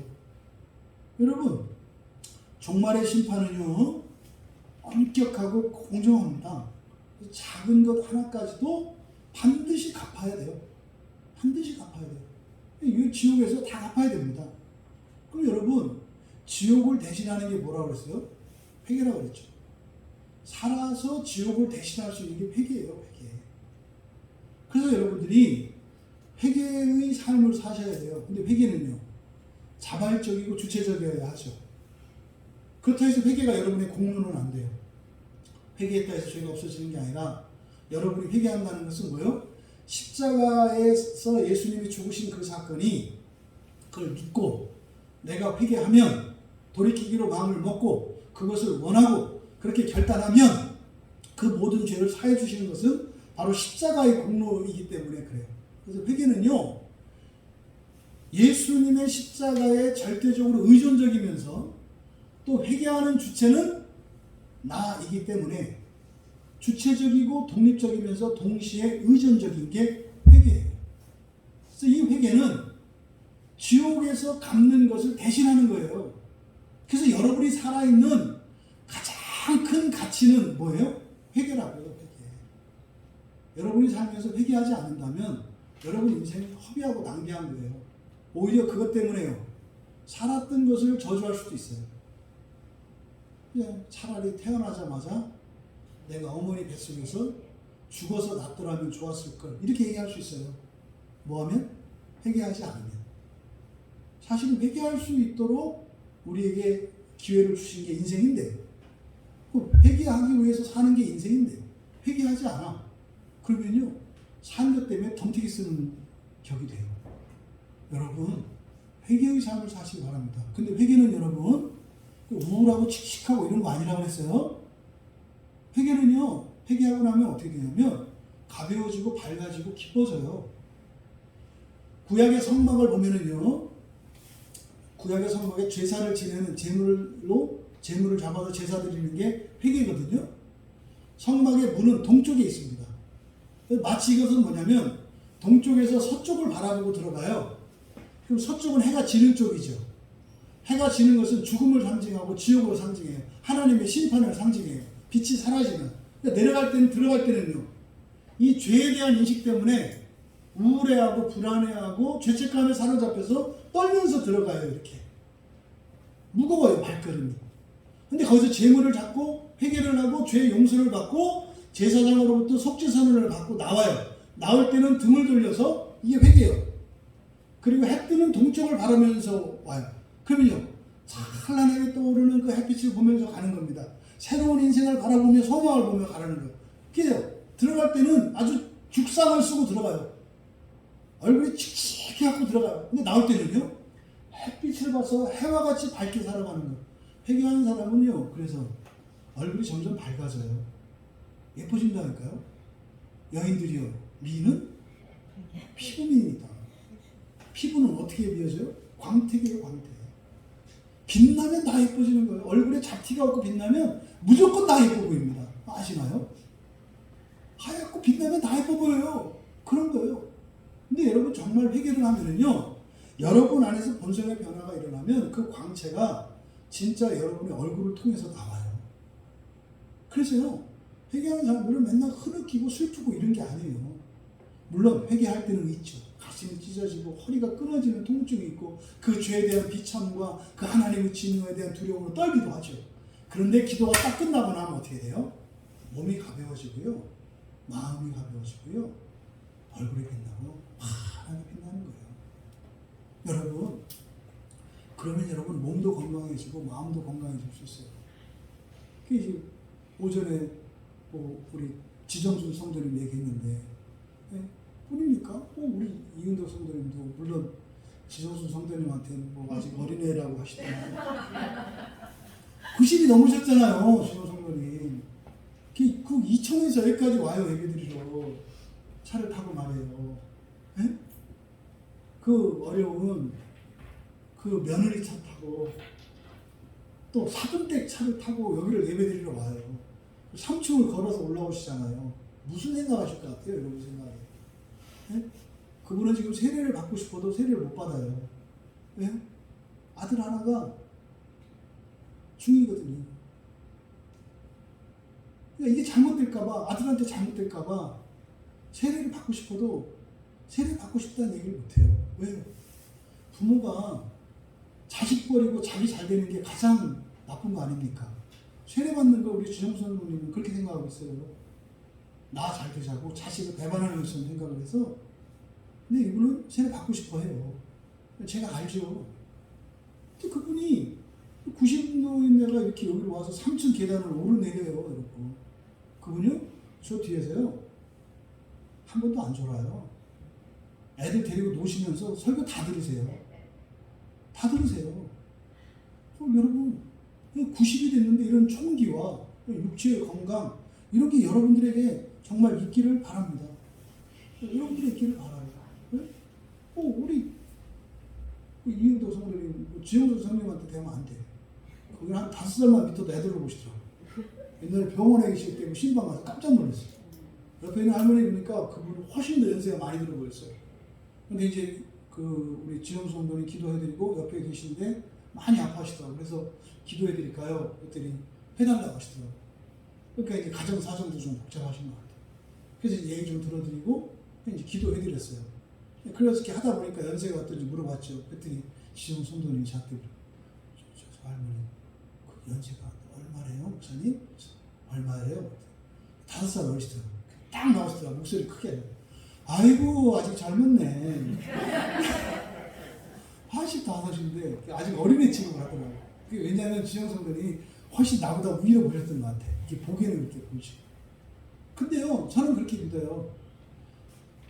지정순 성도님이 맨 처음에 우리 교회 오셨을 때 모습을 보셨던 분들은 제가 하는 말을 실감을 해요. 정말 다른 분이셨어요. 맨 처음에 우리 교회 오셨을 때. 지금 굉장히 이뻐지셨고 화사해지셨고 이팔 청춘의 아름다움을 지금 이렇게 회춘하고 계세요. 회춘하고. 그게 이렇게 멀리서 이렇게 오시잖아요. 회개는 그런 거예요. 회개가 일어나면 몸으로, 마음으로, 삶으로 일어나는 변화를 경험하게 돼요, 여러분. 그래서 우리가 회개를 통해서 정말 지옥에서 해야 될 일들을 살면서 다 하셔야 돼요. 왜요? 하나님의 심판은 엄격하고 공정하기 때문에. 예수님의 십자가가 얼마나 우리에게 감사한 것인지 몰라요. 그래서 우리 회개할 때마다 깨달은 죄를 십자가로 박는 거죠. 주님, 저의 죄를 주님 못 박히시던 그때 그 십자가에 같이 못을 박습니다. 하나님 나의 죄를 사해 주시고 나를 거룩하고 순결하게 변화시켜 주시옵소서. 그때 그렇게 하시죠. 그때 여러분 이렇게 하셔도요, 회개를 하셔도 사실 모든 죄에 대해서 회개할 수 없어요. 기억도 안 나거든요. 우리의 눈빛 하나까지도 회개해야 되는데 기억도 안 나요. 옛날에 했던 말도 생각이 안 나고 했던 행실도 다 잊어버려서 회개할 수가 없잖아요. 그럼 어떻게 해야 돼요? 기억나지 않는 죄에 대해서는 주님께 전적으로 맡겨야 돼요. 근데 그 맡긴다는 게 뭐예요? 현재적인 회개가 있는 사람들만 그렇게 할 수 있는 거예요.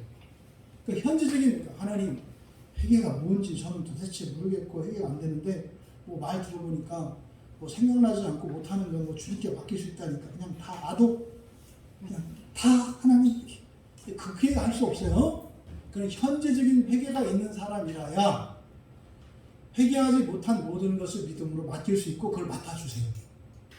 그래서 중요한 것은 현재적인 회개가 있어야 된다는 거죠.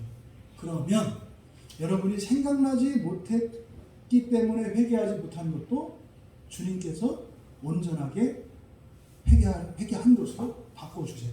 그게 재림 때 일어난다고 그랬잖아요. 여러분 설교를 정리합니다. 여러분 매일매일 살아가실 때 사후 인생에 관심이 없는 것처럼 또 사후 인생이 아예 없는 것처럼 믿지 않는 것처럼 이렇게 가식적인 삶을 살지 마세요. 여러분 다 생각하시잖아요. 여러분 다 생각하시잖아요. 문득문득 그런 생각이 들 때가 있잖아요. 예? 자다가 악몽에 시달릴 때가 있고 왠지 알 수 없는 불안감이 여러분들을 사로덮을 때가 있잖아요. 예? 여러분 이런 가식적인 삶, 그러니까 자연계시, 다시 말해서 여러분의 일상을 통해서 여러분의 구원의 일이 계속 일어나는 거예요. 원래 그렇게 살아가야 되는 거예요. 매일매일 살면서 인생 100년을 살면서 동시에 영원한 인생을 준비하면서 사셔야 돼요.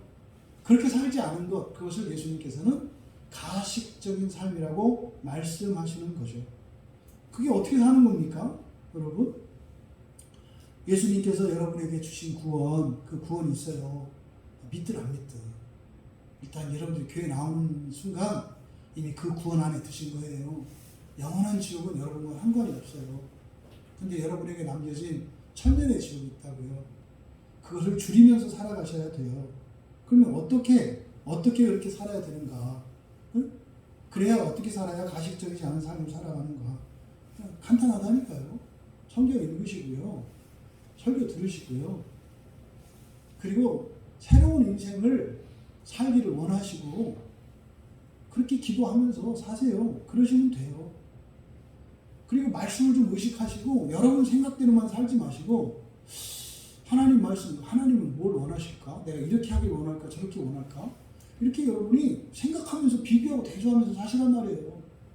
그렇게 해도 맨날 하나님이 원하는 대로 살지 못해요. 알면서도 여러분 생각대로 살 거예요. 하지만 생각은 해라. 생각은 해라. 두 번째, 여러분과 늘 함께 동행하는 마귀. 그 마귀에게 속지 말고 마귀에게 넘어가지 마라.